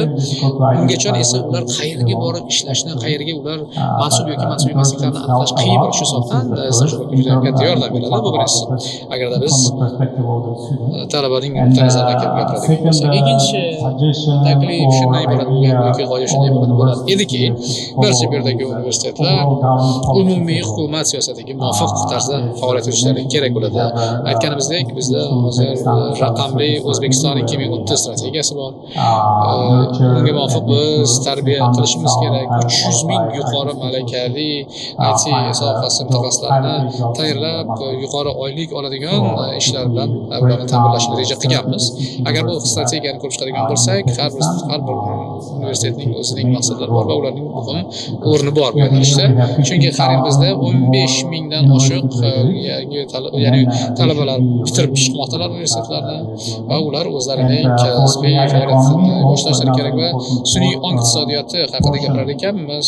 Bu kunda barcha universitetlar uchun muhim bir ulush, ya'ni bu davlat idoralarining ham jalb bo'lishi.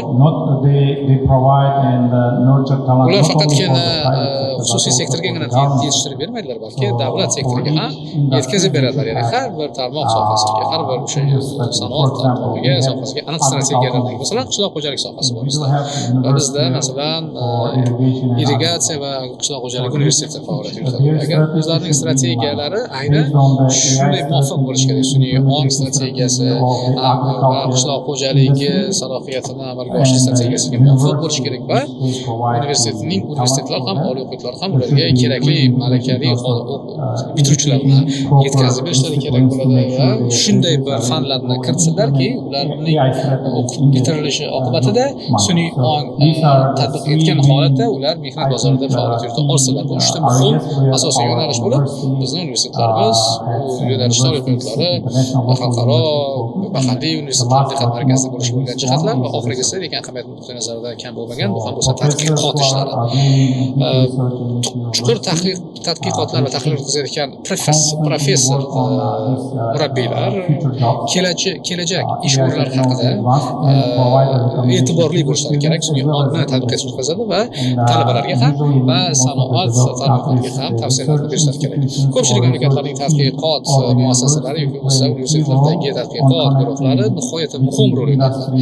Salohiyat tendensiyalari bilan ta'lim o'quv dasturlarini shakllantirish va ularga o'rtasida ko'prik vazifasini bajaradilar va ularning tadqiqotlari ham o'sha o'quv dasturini ishlab chiqish va undan keyingi mashg'ulotlarga ham bevosita bog'liq bo'ladi. Most of the universities. Menimcha aksariyat O'zbekistondagi vuzlar aynan shu bilan shug'ullanmoqda, lekin buni takomillashtirish zarur. Chunki aksariyat mahalliy universitetlar, oliygohlarimizda salohiyat juda ham kuchli o'rin olmagan va hamda sanoat o'rtasidagi bog'lanish yaxshi bo'lgan. Hukumat bilan birlashgan. Katta rahmat, juda ham atrofli mana dedingiz. Katta rahmat janob Ibrohimov, mana sizda juda ham qiziqarli model bor. Mana siz mana bu yo'nalishda sun'iy ong bilan bog'liq bo'lgan ishlarni olib o'tishga kirdingiz. Shu haqida biroz tajribangizni o'rtoqlasha olasizmi? Katta rahmat. Meni bu yerga taklif etganingiz uchun katta rahmat. Va hamma qarshi bo'lmasa, men o'zbek tilida gapiraman, mening ona tilim va bunda albatta qulayroq his qilaman. Maylimi? Rahmat. Rahmat savol uchun. Biz hozir Rustam aka 100% to'g'ri gapirdilar. Ularning gaplariga 100% qo'shilgan holda endi men qo'shimcha qilishim mumkin. Sun'iy intellekt bu ko'pchiligimiz bilamiz, sun'iy intellekt rivojlanyapti bugungi kunda, lekin sun'iy intellekt bu tagida ma'lumotlar bazasi, data turadi. Data bilan ishlanadi. Misol uchun tushuntirib beradigan bo'lsam, sun'iy intellekt bir mashina deyilsa, benzin quymaguncha qayta ishlaydigan data engineer, data analistga yetishmaydi. Birinchi o'rinda mana biz yaqinda bitta analiz qildik. Amerika IT bozorini analitikasini qilganimizda bitta narsani guvohi bo'ldik. Amerika IT bozorida sun'iy intellekt hammamiz bilamiz, juda tez rivojlanyapti, juda oldinlab ketgan boshqa davlatlar bilan solishtirganda. Lekin shunda analitikada ko'rdik, Amerika bozorida birinchi o'rinda data analistlarga bo'lgan talab turibdi. Data engineer yoki data analistlarga. O'shaning uchun meni fikrim, meni tavsiyam bugungi kunda biza data analistlarni, data engineerlarni ko'paytirishimiz kerak. Kerak bo'lsa shu uchebniy sentrlarmi, universitetlardanmi hamma joyda o'sha chuqurlashtirilgan sun'iy intellektga bog'liq bo'lishi mumkin bo'lgan data analist turlarini o'qitishimiz kerak bo'ladi. Misol uchun SQL bo'lishi mumkin, Python bo'lishi mumkin, Pythonning Pandas yoki NumPy librarylari bo'lishi mumkin. Undan keyin reporting Power BI turlar bo'lishi mumkin. O'zi xohlaymizmi yo'qmi, dunyoda tendensiya birinchi ERP degani misol uchun biz internetni o'zi social media, internetni ham olishimiz mumkin. Bular hammasi ERP rolini o'ynab beryapti. Datani bir joyga yig'ib berilyapti. Undan keyingi etap bu data mining, data cleaning deydi. Bu data engineerlarning ishi datani tozalash. Undan keyingi etapi bu AI bo'ladi. U misol uchun ERP dan to'g'ri AI ga o'tib ketish imkoni yo'q, u imkonsiz narsa. Shuning uchun meni maslahatim shu birinchi o'rinda dataga bo'lgan talabni yuqoriligini hisobga olib, data engineerlarni o'qitishimiz kerak. Bunda ham hozir biz misol uchun vaqtimiz juda kam. Mana biz hozir AI bo'yicha proyekt qilyapmiz o'zimiz. Ishoninglar, o'zbek tilida data set topa olmayapmiz. O'zimiz boshidan noldan uni ustida ishlab o'tiribmiz. Misol uchun boshqa tillarda data setlar bor. Misol uchun eng qiyin qismi NLP qismi deydi. Lekin biz NLP qismini tayyorlab qo'yganmiz, lekin unga data yig'a olmayapmiz. Kerakli nimada normalniy savol bersa javob beradigan darajada. O'shaning uchun bu yaqin misol uchun Amerikani bizlardan bir bilmayman, bu men shaxsiy fikrim, 10 yil, 15 yil oldinda deb olsak, ularda bugungi kunda ham dataga bo'lgan talabni yuqoriligini hisobga olsak, bizlarda bemalol yana 10 yil, 15 yil ichida hali dataga bo'lgan talab kamaymaydi, ko'paysa ko'payadi. Bu meni shaxsiy fikrim. Hammaga rahmat.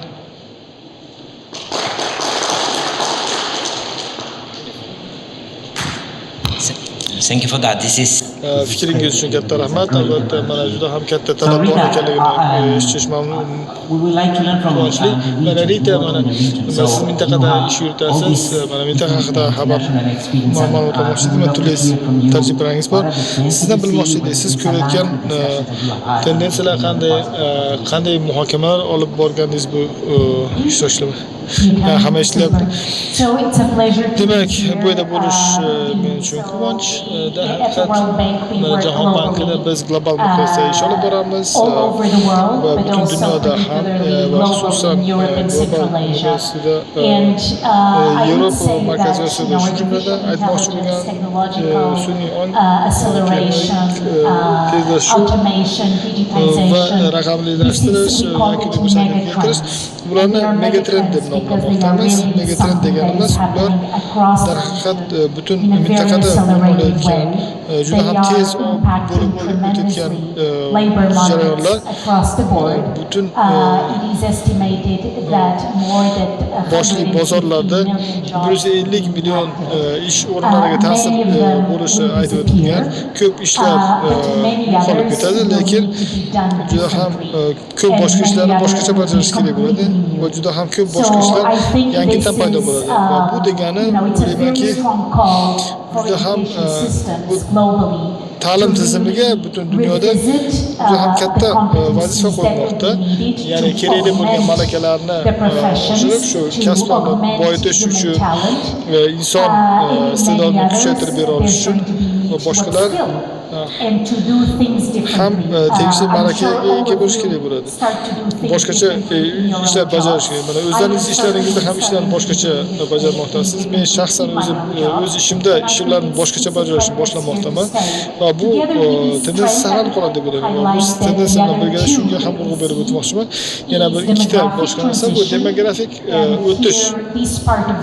Ya'ni dunyoning bu qismida Markaziy Osiyoda bu chetroqda, umumiy statistikada chetroqda turgan holat, chunki har yili bu yerda yoshlar ta'lim tizimiga kirib borayotgan yoshlarning qatori kengayib bormoqda va mehnat bozoriga kirib borayotgan yoshlar ham ko'paymoqda, lekin Yevropaning boshqa qismlarida, Markaziy Osiyoga qarashli bo'lganlarda yosh aholining yoshi ulg'ayib borishi jarayoni kuzatmoqdamiz, sekinlashib borayotgani va aholining yoshi ortib borishi juda ham konkret masalalar ko'tarmoqda mehnat bozoridagi ehtiyojlarga va ta'lim tizimidagi mavjud ehtiyojlarga nisbatan. Boshqa mega tendensiya bu iqlim o'zgarishi, iqlimning o'tishi, boshqa o'xshatuvchi xabaringiz bor.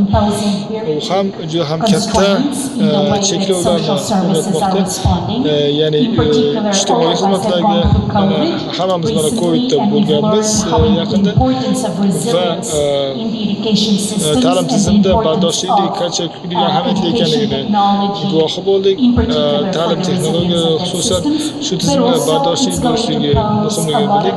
Shu bilan birgalikda mehnat bozoriga ham katta talab qo'yadi.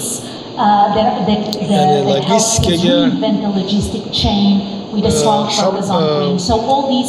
va yashil mahsulotlarga ehtiyojni kuchaytiradi. Mana bu mintaqada katta rahmat.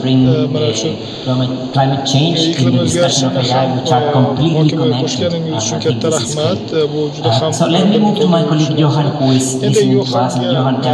for you to know everybody see you in a very, very big screen now. So I wanted to ask you, based on the study that you present to us, what kind of advice or ideas do you think higher education universities, oliy ta'lim muassasalari bu O'zbekistondagida hisobga olishlari kerak. Ya'ni tezroq yoki dinamikroq ravishda harakatlanish istasa, ya'ni sun'iy ong yo'nalishiga.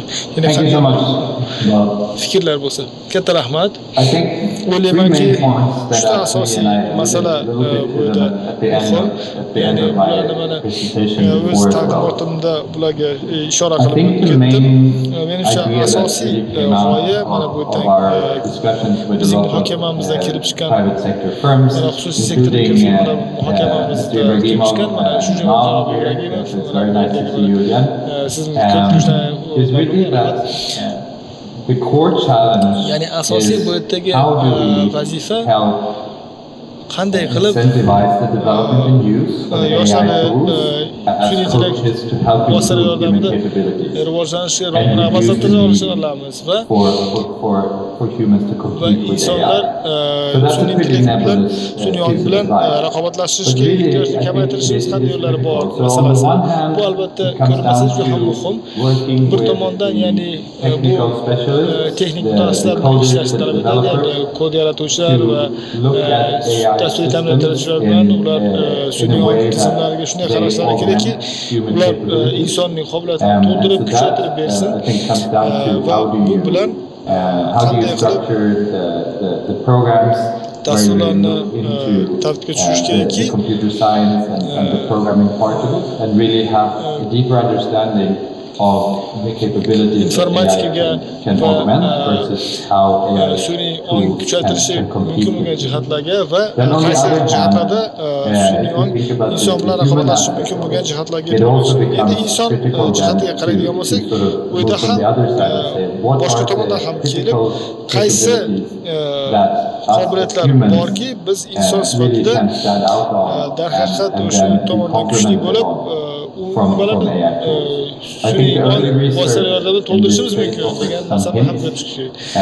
Demak bu tadqiqotimizda The ba'zi bir mana capabilities shu where ishoralar we bor. really see that, Ya'ni that shunday humans are qobiliyatlar, able ya'ni insonlar to enhance their productivity on the one mahsuldorligini hand kuchaytira is olsa-da in bir tomondan, the ikkinchi areas where tomondan you require a lot of subject matter juda ham expertise. ko'plab So tajriba studies talab on etadigan sohalar ham entrepreneurship e'tibor qaratadigan with bo'lsak, AI masalan advisors, studies tadbirkorlikni on amalga oshirishda material mana discovery sun'iy with AI intellekt advisors have shown maslahatchilari recently bilan that in yordamida fact amalga if you use oshirish AI ko'rsatdiki, to agar sun'iy drive ongdan the foydalanib creativity and the ability to come up with korlikni a big amount of new rivojlantirsa ideas, juda ham ko'p then yangi g'oyalar humans paydo can come bo'lishi in mumkin and ekanini use ko'rsatdi. their specific Ya'ni insonlar o'z expertise to really ixtisoslashgan evaluate tajribasidan and pick the foydalanib best ones. shu g'oyalarni o'rganishga eng zo'rlarini tanlashga That I imkoniyati think is a bo'ladi very deb promising avenue. ko'rsatdi. How do Ya'ni we juda ham think more katta deeply istiqbolli about the yo'nalish. areas where Ya'ni human qaysi expertise sohalarni can tanlasak really bo'ladi, be buni boosted inson by AI? tajribasini On the other sun'iy ong hand, orqali I kuchaytirish think mumkin the ligi tasks masalasi. where Boshqa tomondan qaraydigan AI bo'lsak, is now able sun'iy to ong take hozirgi over and paytda mana be more productive, which are mahsuldorligi not just kuchliroq for bo'lishi mumkin sohalar, ya'ni bu manipulation, etc., but even more, some more ishlash advanced emas, tasks like balki basic computer basic murakkabroq development, translation, things like that. masalan There tarjima it's really also about understanding, okay, how do we dasturlarni yaratish va hokazo. find ways for Ya'ni qanday humans in yo'llarni those topsa bo'ladiki, areas to, on the one hand, work sohadagi with insonlar bir these AI tomondan tools, but o'sha then how do we vositalar support yordamida them ishlasin. to leverage the skills Ikkinchi that they tomondan have ulardagi bor in malakalarni order to find new types qo'shimcha of jobs, yaratib, new types of yangi opportunities. turdagi ishlar va So if you imkoniyatlar have programmers who are now masalan hozir all dastur of a sudden yaratuvchilarimiz bo'lsa-da, not able to take ular up the type endi of work that they have.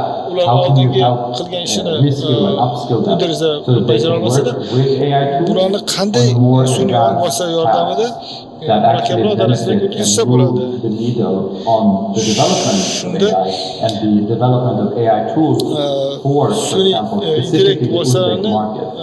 aynan that can then O'zbekiston benefit bozori uchun yaratishga society more qaratsa So bo'ladi I degan really think to masalalarni summarize ko'rish, ya'ni shunda jamiyatga foyda, the manfaat two kelsin points deb. are how do we develop Demak, AI tools that recognize yaxshiroq the human sun'iy ong capabilities and vositalarini support qanday them? yarashimiz How do mumkin, we odamlarni upskill qobiliyatini and kuchaytiradigan reskill humans va in ways insonlarni that they can boshqa better tomondan work with yondashadigan AI bo'lsak, tools that are sun'iy there? vositalar And yordamida how do qanday we improve qobiliyatni the kuchaytirishimiz va qaysi capabilities of qobiliyatni students and kuchaytirishimiz humans va to learn inson va and o'quvchilarni adopt new and o'rganib emerging yangi va paydo capabilities of bo'layotgan AI tools as and when they come sun'iy out. ong vositalarini qobiliyatini Thank you so much bilan for ishlashni this o'rgatish mumkin. reminder of the Katta importance rahmat of mana shu upskilling and reskilling.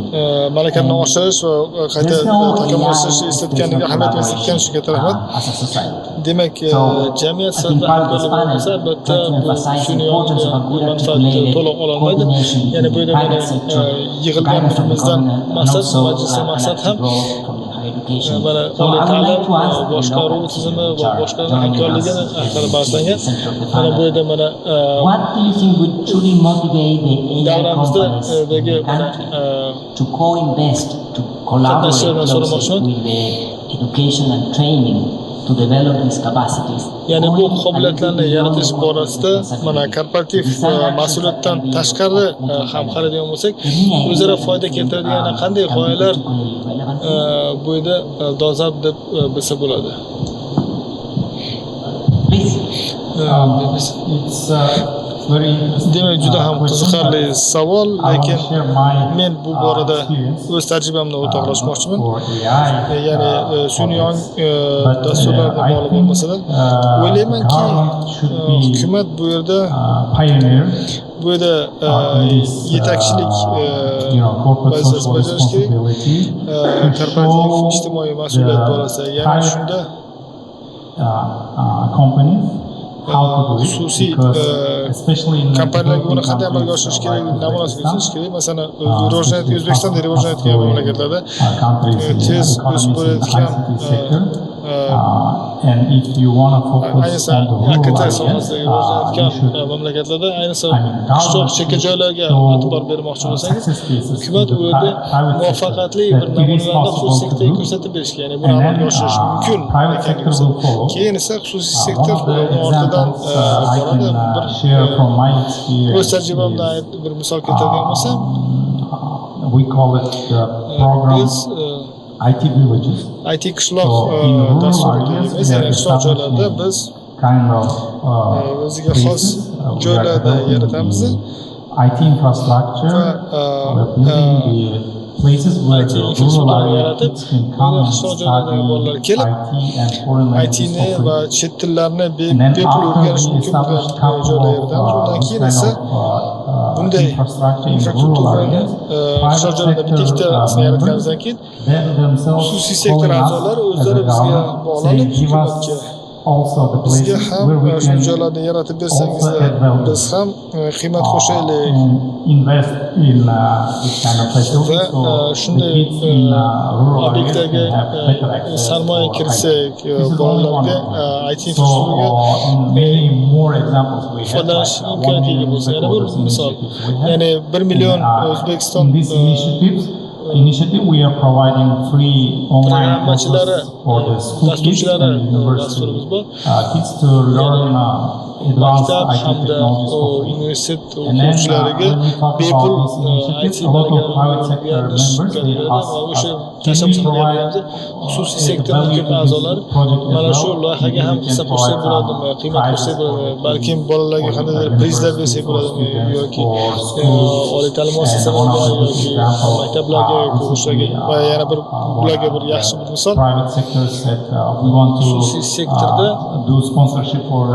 sponsorlik mana bu loyihalarga sponsorlik amalga oshirsa, bu yerda hukumat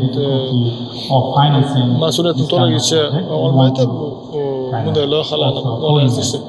Bizga bu yerda ham sarmoyachi yana boshqa bir misol, mana Xorazm viloyatida boshlaganmiz Al-Xorazmiy davomchilari loyihasi deb nomlangan mas'ul 4200 ta bolalarni maktab tizimidan oldida Xorazm viloyatida har bir tumanda u yerda IT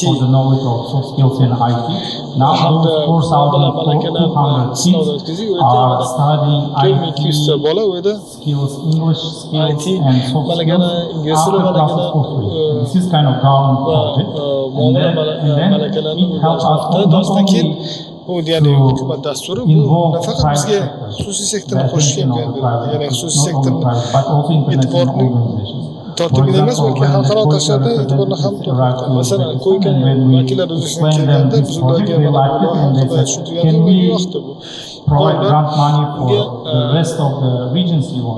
Qolgan viloyatlar uchun grant mablag'ini bersak bo'ladimi degan taklif qilishdi, ya'ni bu jarayonga qo'shib oldik. Ya'ni So this kind of initiatives should be pioneered by the government to show the private institutions and others real success. Ya'ni haqiqatan taraqqiyot muvaffaqiyat namunalarini ko'rsatsa, uni tavakkal qilsa bo'ladi va shunda o'zini oqlaydi. Bo'lmasa xatodan qo'rqib to'xtab qoladi. Afsuski, ko'p xususiy kompaniyalar juda ham ko'p korporativ ijtimoiy mas'uliyat dasturlarini amalga oshirmoqda.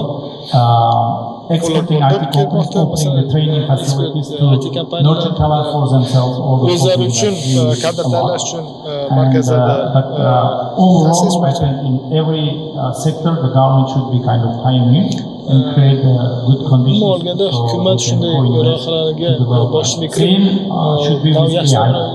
bersa yaxshi bo'ladi. Sun'iy ongda ham xuddi shunday qancha ko'p shunday kompaniyalarimiz bo'lsa, korporatsiyalarimiz qanchalik shunchalik ko'p ularga yaxshi davlat dasturlari munosabatga keltirishga, ya'ni ular ham qishloq uzoq joylarda, chekka joylarda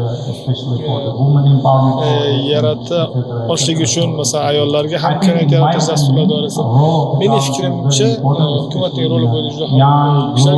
Ayniqsa yosh O'zbekistonda o'sib borayotgan mamlakatda Yevropa Marita aytgandek burada boshqacha yondashuv, Yaponiya, Koreya, Yevropa ularda masalalar boshqacha, u yerda aholining yoshi ulg'ayib borayotganligi, ya'ni ular bu demografik dividend davridan o'tib bo'lishgan, ya'ni demografiyadan yutadigan davrdan o'tishgan. Biz esa mana bu demografik dividenddan foydalanishni oldimiz va biz mana foydalanishimizni yangi sun'iy ong singari texnologiyadan foydalanishimiz. Bu texnologiyaning roli muhim, hukumatning ham real holatini ko'rsatishi muhim. Rahmat, menga bu narsa juda ham yoqdi. Ajoyib g'oyalarni ilgari surdingiz. Biror narsa yana bildirsangiz. Biza как IT kompaniya sifatida duch kelayotgan ikkita muammoni sanab o'taman. Bizlarda bugungi kunda resurs haqiqatda endi AI haqida gapirmasa ham bo'ladi. Data analistlar, data injenerlar ham yetishmayapti. Buning uchun bizlar o'zimizga to'g'ri kelyapti, ularni o'qitib olishimiz. Ularni kimni o'qitamiz deganda endi hammani ham o'qitib bo'lmaydi. Bizlarda talantlar juda ko'p. O'sha boshida shu talantlarni topib olib, ularni o'qitsakda, o'zimizga ishga olsak degan narsa bilan bitta praktika qilganmiz. O'sha Xorazm viloyati Nonqa tumanida bu narsa o'zini oqlagan. Faqat bitta narsa yutqizib turgan narsamiz o'sha talantlargacha yetib borish, ularni topishgacha bo'lgan bizning vaqtimiz, resursimiz, energiyamiz ketyapti. Bizning o'sha общий nimamizni olib qaraydigan bo'lsak, 60-70% vaqtimiz, resursimiz shunga ketyapti. Shuni bizga o'xshagan kompaniyalar uchun tizimli yechish uchun buni government deydi, davlat darajasida har yili bir martami, ikki martami konkurs o'tkazilsa, o'sha konkursda data base shakllantirilsa, o'sha talantli bolalarni, bunda o'sha ingliz tilisi 7 dan baland, mana biz bu xabarni eshitib juda xursand bo'ldik. Ingliz tilisi 7 dan baland olgan bolalar yoshlar ishlarini bitta statistikasida ko'rdim agentligini 50 mingtadan oshiq ekan. Mana ularning ichidan talantlarni haligi mantiqiy fikrlash deydi, problem solving, critical thinking bo'yicha test o'tkazilsa-da, respublika bo'yicha bazasi shakllantirilsa-da, bizga o'xshagan kompaniyalarga ochib qo'yilsa, biz borib ularni gaplashib, ana ketadigan vaqtimizdan yutgan bo'lardik. Biz yana rivojlanishga ishlatishimiz mumkin bo'ladi o'sha vaqtimizni. Topib tayyor bolalarni olib kelib o'qitganimiz bizga juda ancha arzon bo'ladi, qulay vaqtdan yutamiz. Bu birinchisi. Ikkinchisi, mana misol uchun hozir endi AI bo'yicha AI ni bilamiz, laboratoriyasiz bo'lmaydi. Laboratoriya bu juda qimmat narsa. GPUlar u misol uchun katta data setni train qilaman desa, kamida mana hozir bizga kerak bo'lib turibdi, 5-6 million dollarlik laboratoriyalar kerak bo'lib turibdi. Misol uchun men kompaniya sifatida men uni olib turib sotib olib qo'yishim menga oqlamaydi u narsani. O'shani qanaqadir bir 4 ta 5 ta joylarda shu 5 million dollarmi, 10 million dollarlik laboratoriyalar qilinsa-da davlat tarafidan, bu bizga o'xshagan kompaniyalarga ochib berilsa imkoniyat, biz borib o'sha joyda o'zimizni yozgan modellarimizni, o'zimizning data setlarimizni train qilib o'qitib olishning imkoniyati bo'lsa, bu ham juda katta bizlar uchun sharoit imkoniyat qilib berilgan bo'lardi. Rahmat. Wonderful. This is great.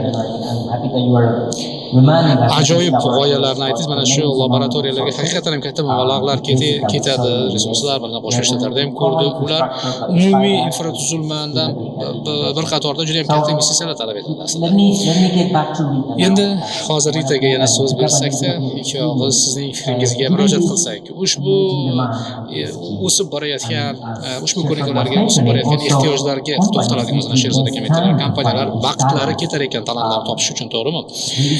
here for mana hozir sizningcha bu combined yo'nalishda educational an'anaviy approaches yondashuvlarni ya'ni universitetlardagi an'anaviy salohiyatni oshirish yondashuvlarini kombinatsiya qilish iloji bormi? Masalan, demak kreditlar berish orqali yoki bo'lmasa ularga o'sha muayyan ballarni berish orqali noan'anaviy usullarda demak talantlarni topish bo'yicha aniq so'z beramiz. Keyin qolganlar ham fikr bildirsalar. Katta rahmat. Avvalambor men aytmoqchimanki, mutlaqo hozir bungacha aytilgan gaplarga qo'shilaman. Ya'ni aytmoqchimanki, hukumat bu yerda bu yo'nalishda ustuvor yo'nalishni, ya'ni yetakchilikni qo'lga olish kerak. Ya'ni kombinatsiya qilish bo'yicha infratuzilmalarni yaxshilash bo'yicha hukumatning hissasi nihoyatda muhim hisoblanadi. Savolingiz bo'yicha kirasiz. To'liq qo'shilaman bu fikrga, savolga. Ya'ni biz e'tirof etishimiz kerak bo'lgan jihatlar bor. Ya'ni oliy o'quv yurtlari hozirgi kunda nihoyatda muhim rol o'ynaydi.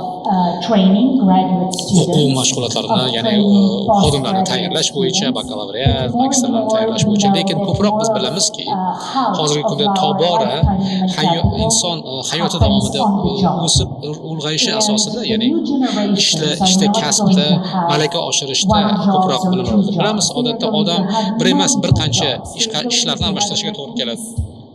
Kamida 10 ta, 15 ta o'tishga to'g'ri keladi butun hayoti davomida. U kasbdan bu kasbga yoki u ishdan bu ishga. Shu sabab biz hozir bu narsani faqatgina oliy o'quv yurtlarining ishi bu yoki texnologik institutlarning ishi bu o'rinda asosiy rolni o'ylaydigan, malakani shakllantirishda, ularni rivojlantirishda faqatgina muayyan universitetlargina rol o'ynaydi deb aytish noto'g'ri. Yevropa va hozir universitetlari mana shu yo'nalishda juda ham ulkan, keng ko'lamda fikr yuritmoqda. Chunki mehnat bozori, ya'ni mehnat bozoridagi mavjud xodimlar qarib boryapti, ya'ni yoshi ulg'ayib boryapti va yangi ko'nikmalarni shakllantirish kerak va bu yerda biz asta-sekinlik bilan hozir boshqa modellarga ham asta-sekin o'tmoqdamiz. Bu ham bo'lsa, xususiy sektorning o'rni nihoyatda muhim bo'lib bormoqda. Xususan mikro o'sha kreditlarni berish, ya'ni kattalarga demak ularga o'qish, malaka berish, kichik malakalarni berish ham nihoyatda muhim bo'lib bormoqda ularning hayot kasblari davomida. Demak, dastlabki bilimlarini e'tirof etish kattalarni, demak, muayyan bilimlari bo'lsa, ulardagi kompetensiyalar asosida va ular haqiqatan ham qila olishlari, bajara olishlaridan kelib chiqib, ularga ham muayyan bir e'tirofni ta'minlash. Shu bilan bir qatorda, ular bilan bir qatorda biz mana hozir vazir o'rinbosari aytganlar, hukumat tayyor bo'lishi kerak. Haqiqatan ham bu yerda adolatli mehnat, ya'ni o'rin, ya'ni faoliyat maydonini yaratish uchunki bu ya'ni bu yerda adolatlik, shaffoflik muhitini yaratish va albatta raqobat muhitini yaratish hukumatning o'rni katta. Bu yerda Kris bir ikkita fikr qo'shsam, bitta narsani aytish esimdan chiqqan ekan. Global tendensiyalar haqida so'raganingizda aytdim va biz guvoh bo'lib turgan narsa. Masalan, o'ylaymanki ko'pchilik aytdi allaqachon. Ya'ni mana shu ya'ni sun'iy ong texnologiyalari va o'sha real voqelikka yaratuvchi texnologiyalar bizni hayot ko'nikmalarimizga bevosita bog'liq bo'ladi.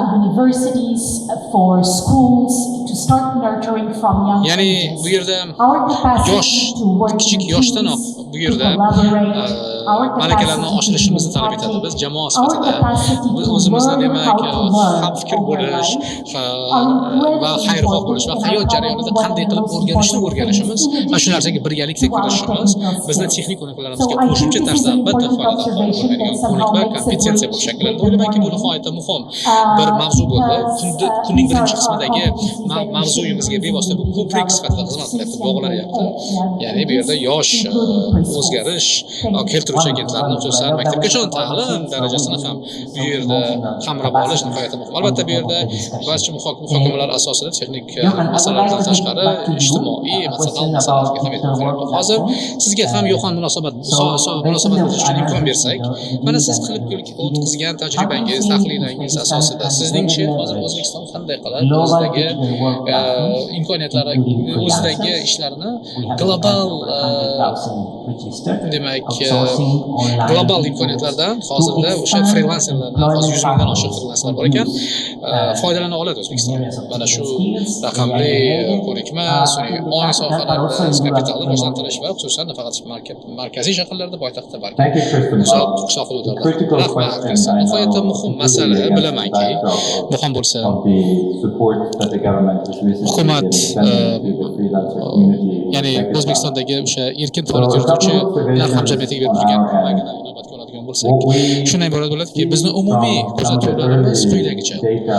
Bizdagi mavjud dastlabki ma'lumotlarga tayanib aytadigan bo'lsak, sun'iy ong imkoniyatlari bugungi kunda nomutanosib tarzda raqobat tug'diryapti.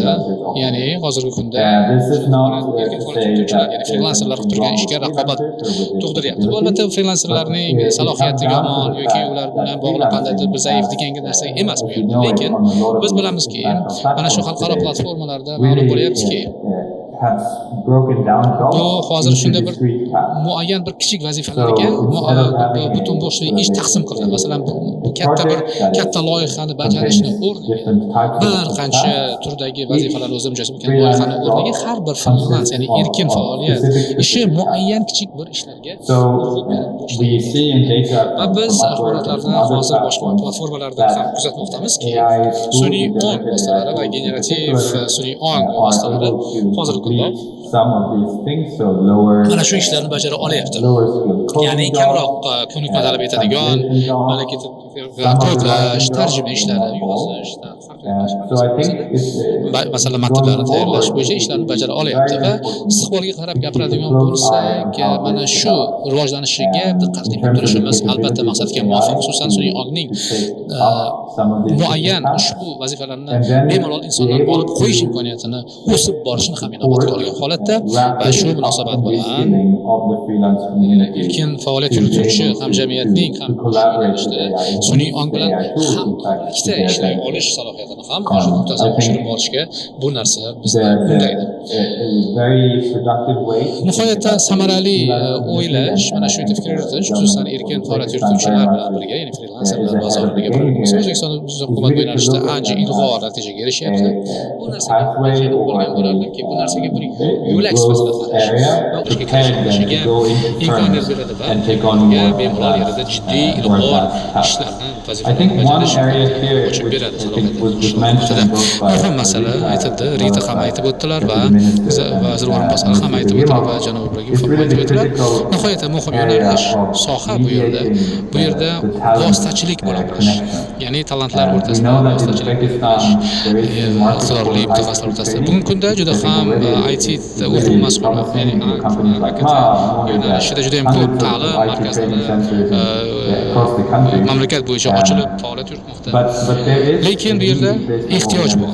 Biz tushunishimiz bo'yicha, ya'ni bu ehtiyoj shundan iboratki, ish ya'ni shu yerda HR, ya'ni xodimlarni boshqaruv salohiyatini ham oshirish kerak. Masalan, marka va kompaniyalarga o'zlarining vaqtlarini kamroq sarf etib, balki ularni rivojlantirishga ko'proq sarf etishlari uchun va yangi biznes imkoniyatlarini kashf etishlari uchun va ularni naftar topishlari uchun ko'proq vaqtlarini sarf etishlari juda ham muhim bo'ladi. Ya'ni bu yerda kadrlarni to'g'ri boshqarish masalasi.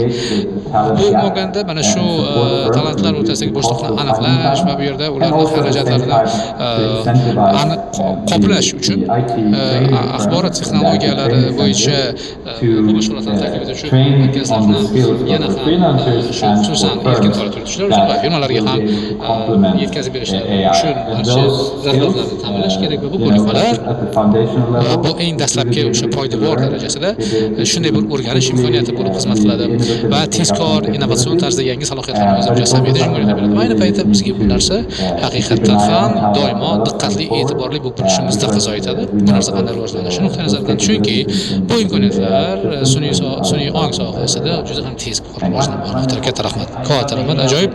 Menga mana shu talantlarni bog'lash masalasi masalasi nihoyatda muhim jihat.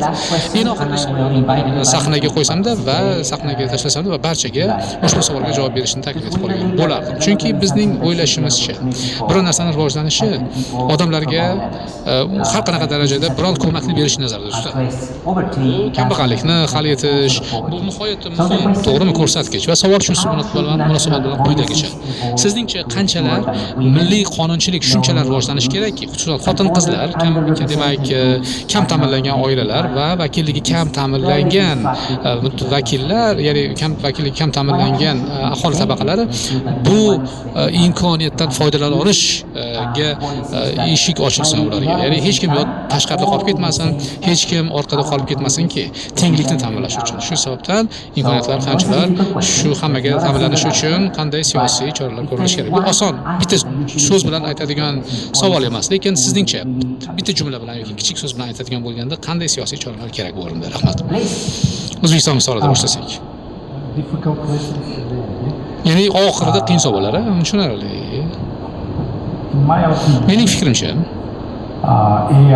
sun'iy ongning rivojlanishi asosiy xavf-xatarlari va tezkor sun'iy ong texnologiyalarining umuman global darajada tezkor rivojlanishining tug'dirishi mumkin bo'lgan qiyinchiligi bu raqamli texnologiyalarda tafovutni kengaytirishga xizmat qilishi mumkin. Chunki yaxshi infratuzilma yechimlari orqali, yaxshi rivojlanish, investitsiyalar jalb etish orqali ular tezkor rivojlanadi mamlakatlar. Lekin bu yo'nalishda kamroq ishlar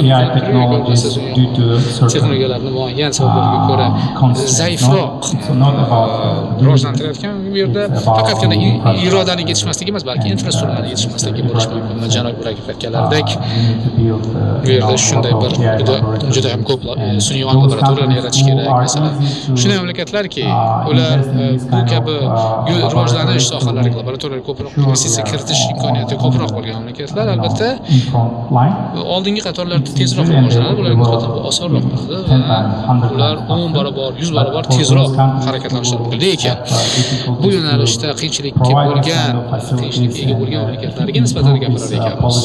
Bu siyosiy darajasidagi qonuniy asoslarni yaratish nazardan qiyin bo'ladi. Lekin ayni paytda bu ulkan imkoniyat hamki, erkin faoliyat yuritishlari uchun, frilanserlar uchun va xususan hududlarda, qishloq hududlarda yashovchilar uchun katta imkoniyat. Ya'ni dastlabki tayanch sun'iy ong ko'nikmalarini rivojlantirib, pul topishni boshlash. Masalan, qishloq hududlariga borsak va yoshlar bilan suhbatlashganimizda biz xususan xususiy AKT akademiyalarida, markazlarda ta'lim oluvchilayotgan yoshlarni ko'rishimiz mumkin. Qishloq hududlaridagi yosh bolalar kompyuterlardan ko'p foydalanmoqdalar va sun'iy ong ko'p foydalanib pul topishni boshladilar onlayn tarzda.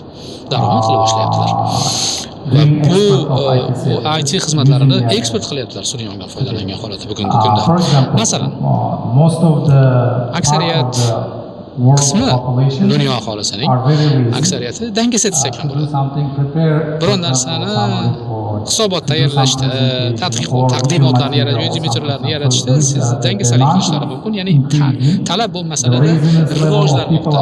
Odamlarning dangasalik darajasi ham oshib bormoqda. Shunga munosib tarzda va qarish, ya'ni bu ham katta misol muammolardan biri bo'lmoqda. Yosh mamlakatlar, O'zbekiston kabi va yoshlar uning aksariyatini aholisining aksariyatini tashkil etuvchi mamlakatlar, xususan Markaziy Osiyodagi mintaqa mamlakatlari, boshqa mintaqa mamlakatlarida hozir yaxshi imkoniyat bor. Ushbu imkoniyat yoki imkoniyatning yo'qligidan foydalanishlari juda ham bir o'rinli bo'lyapti. Shunday desak ham. Bu o'rinda hukumat nima ish qilish kerak? Masalan, tayanch darajada kerakli qonuniy me'yorlar, asoslar yaratilishi kerak sun'iy ong uchun, lekin biz yoshlarimizni o'qitib o'rgatishimiz kerak. Toshkent shahrida joylashgan ular yoki qishloq hududlarda o'zlarining iqtidorlarini foydalansalarda, o'z iqtidorlaridan foydalansalarda va qanday qilib samarali tarzda sun'iy ongdan foydalangan holatda, ilg'or texnologiyadan foydalangan holatda pul topish mumkin. Qandaydir bir ilmiy darajasiz yoki bo'lmasa qandaydir bir oliy o'qituvchilarga kirish talablarida tashqari. Ya'ni hozir ikkita yoki uchta narsa kerak odam uchun. Birinchisi demak niyat, ikkinchisi kompyuter, uchinchisi bu bilim, axborot texnologiya sohasida va albatta axborot texnologiyalari infratuzilmasi. O'zbekistonda axborot texnologiyalari infratuzilmasida muammo yo'q aslida. Internetga bog'lanish bo'yicha qishloq hududlarida ham allaqachon barcha mamlakatlar tezkor internetga aloqasiga ulandi. Qishloq hududlaridagi uy xo'jaliklarida ham internet qamrovi darajasi yaxshi, axborot texnologiyalari infratuzilmalari yaxshi. Bugungi kunda O'zbekiston hukumati sifatida nima ish qilishimiz kerak deydigan bo'lsak, bu ana shu imkoniyatlarni ko'rsatib bilishimiz kerak. Yosh avlodimizga sun'iy texnologiyalardan foydalangan holatda minglab dollar daromad qilishingiz mumkin. Qayerda joylashingizdan qat'iy nazar qanday qaysi demak qanday mansubligingizga qat'iy nazar chet elga borib migrant sifatida ishlashingiz shart emas. Yo'q bo'lsa kam kunlikmi mehnat bozorida ishlashingiz shart emas, balki 6 oy davomida masalan data tahlilchisi, axborot tahlilchisi yoki axborotlardan qanday foydalanuvchi axborot texnologiya mutaxassisi sifatida ta'lim olsangiz, sizning oyliklaringiz rasman masalan hech qandaydir yuqori hukumat vakili sifatida ham yoki bo'lmasa O'zbekiston prezidenti biron jiddiy kompaniyalar direktorisidan ham ko'proq daromad olasizlar deb ularga o'rgatishdi. Haqiqatan ham namunaga loyiq misollar bor. Masalan, bugungi kunning birinchi qismida siz juda ham zo'r taqdimot qilib berdingiz, qanday qilib odamlar Suriyadan foydalanib matndan videodan matnga, audiodan ko'rgazmali material ko'rgazmadan matnga va hokazo. Buning o'zi allaqachon ulkan bir imkoniyat sifatida ko'rilishi mumkin, ko'rilyapti. Va ular boshqalarning dangasaligidan foydalansalar, ular juda ham ko'p pul topadilar. O'ylaymanki, mana shu narsani biz yoshlarni to'g'ri yo'lga solishimiz kerak bo'ladi. Victor, okay? Demak, Working? Yes, it's working. No, I just wanted to ishlayapti make ekan. maybe 3 quick points. Uchta masalani aytib o'tmoqchiman. Mana siz aytib o'tganingiz, mana genderda And aytib I think o'tdingiz. it's a very O'ylaymanki, important juda ham point. muhim masala bu.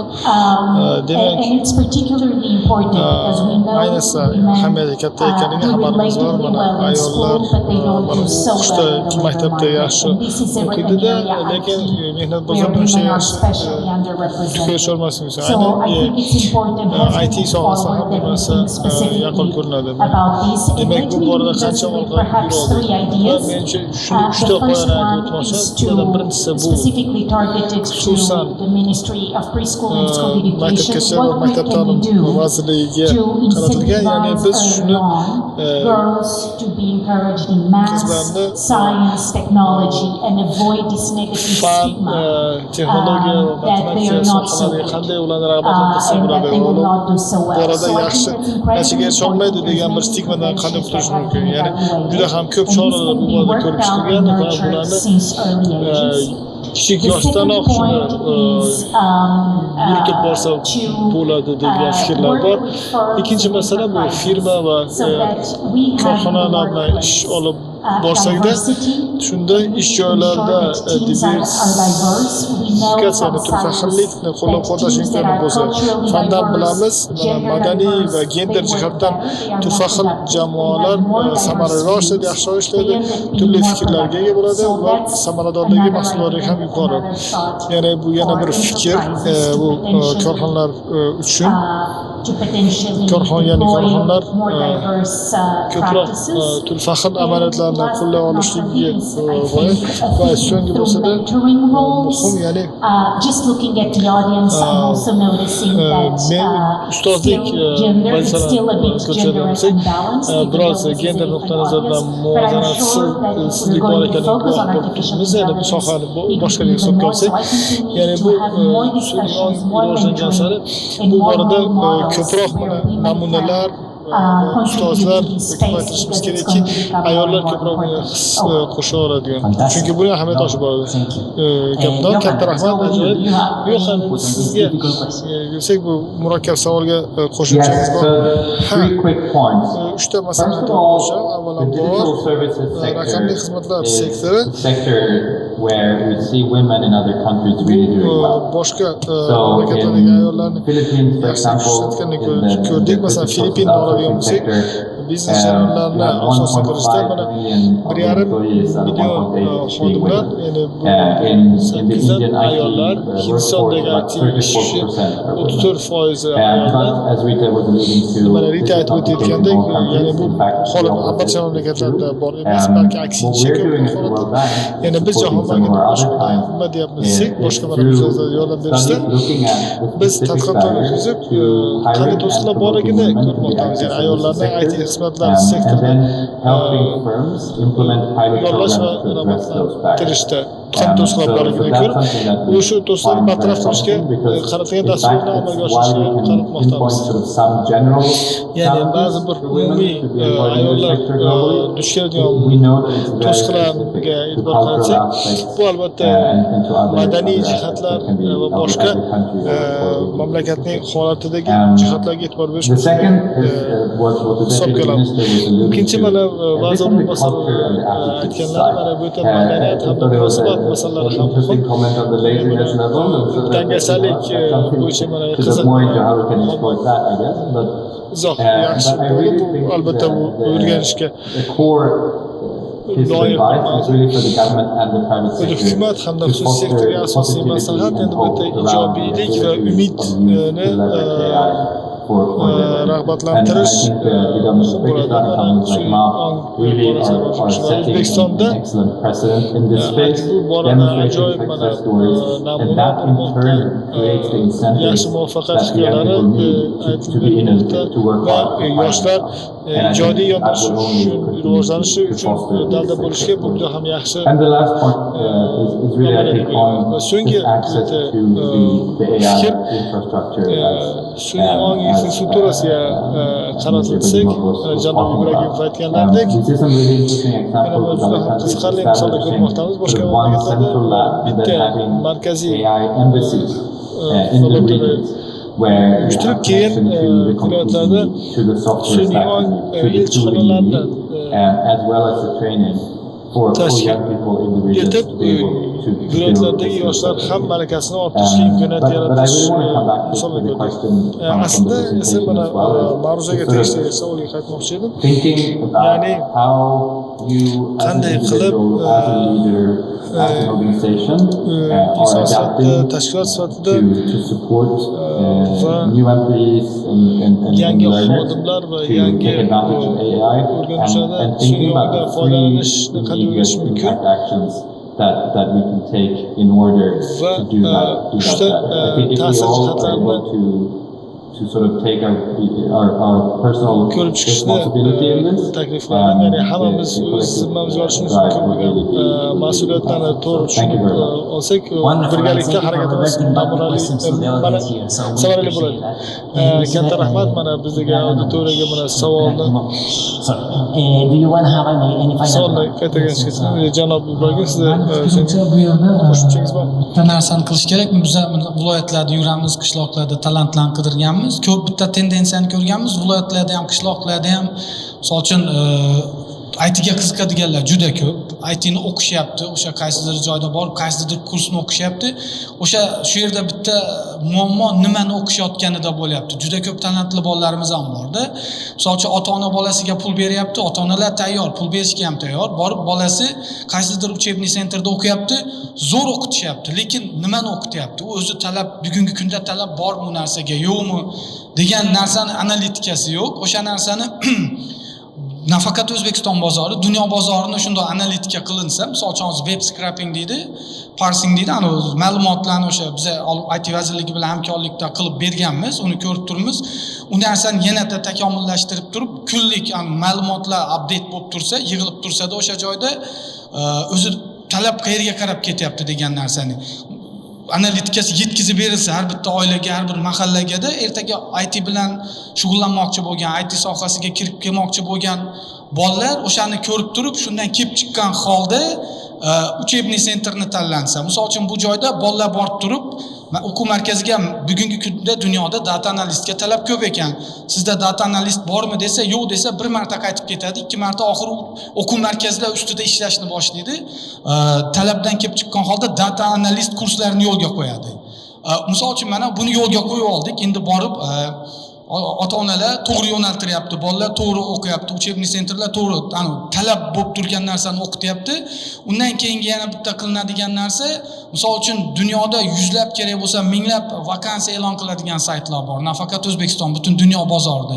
O'sha narsalarni hammasini bitta joyga yig'ib qo'yilib, misol uchun bitta platforma qilinsa, butun O'zbekiston aholisi chekka hududlarga ham bunga dostуп berilsa, uni kirib turib o'sha misol uchun data analistni o'qigan odam tugatdi, kirib turib o'sha joyda butun dunyo bo'yicha vakansiyalar yig'ilib, haligi turi bo'yicha filtr qilib qo'yilsa, misol uchun data analistmi, data analistni shunday ichiga kirsa, minglagan saytlarda e'lon qilingan vakansiyalar chiqib tursa-da, uni bitta joyda hammasiga topshirib chiqsa CV'sini, misol uchun mingta joydan qidirib o'tirib, uni vaqti ketmaydi, bitta joydan topshirish imkoniyati bo'ladi. Bu nima beradi? Ertaga misol uchun bitta vakansiya ochilsa, unga 10 ta yoki 100 ta odam topshirsa-da, 100 tadan 80 tasi O'zbekistondan topshirilgan bo'lsa, bu o'zbekistonliklarni o'sha joyga ishga kirish ehtimolini 80% ga oshiradi degani. Bu yerda massa rol o'ynaydi.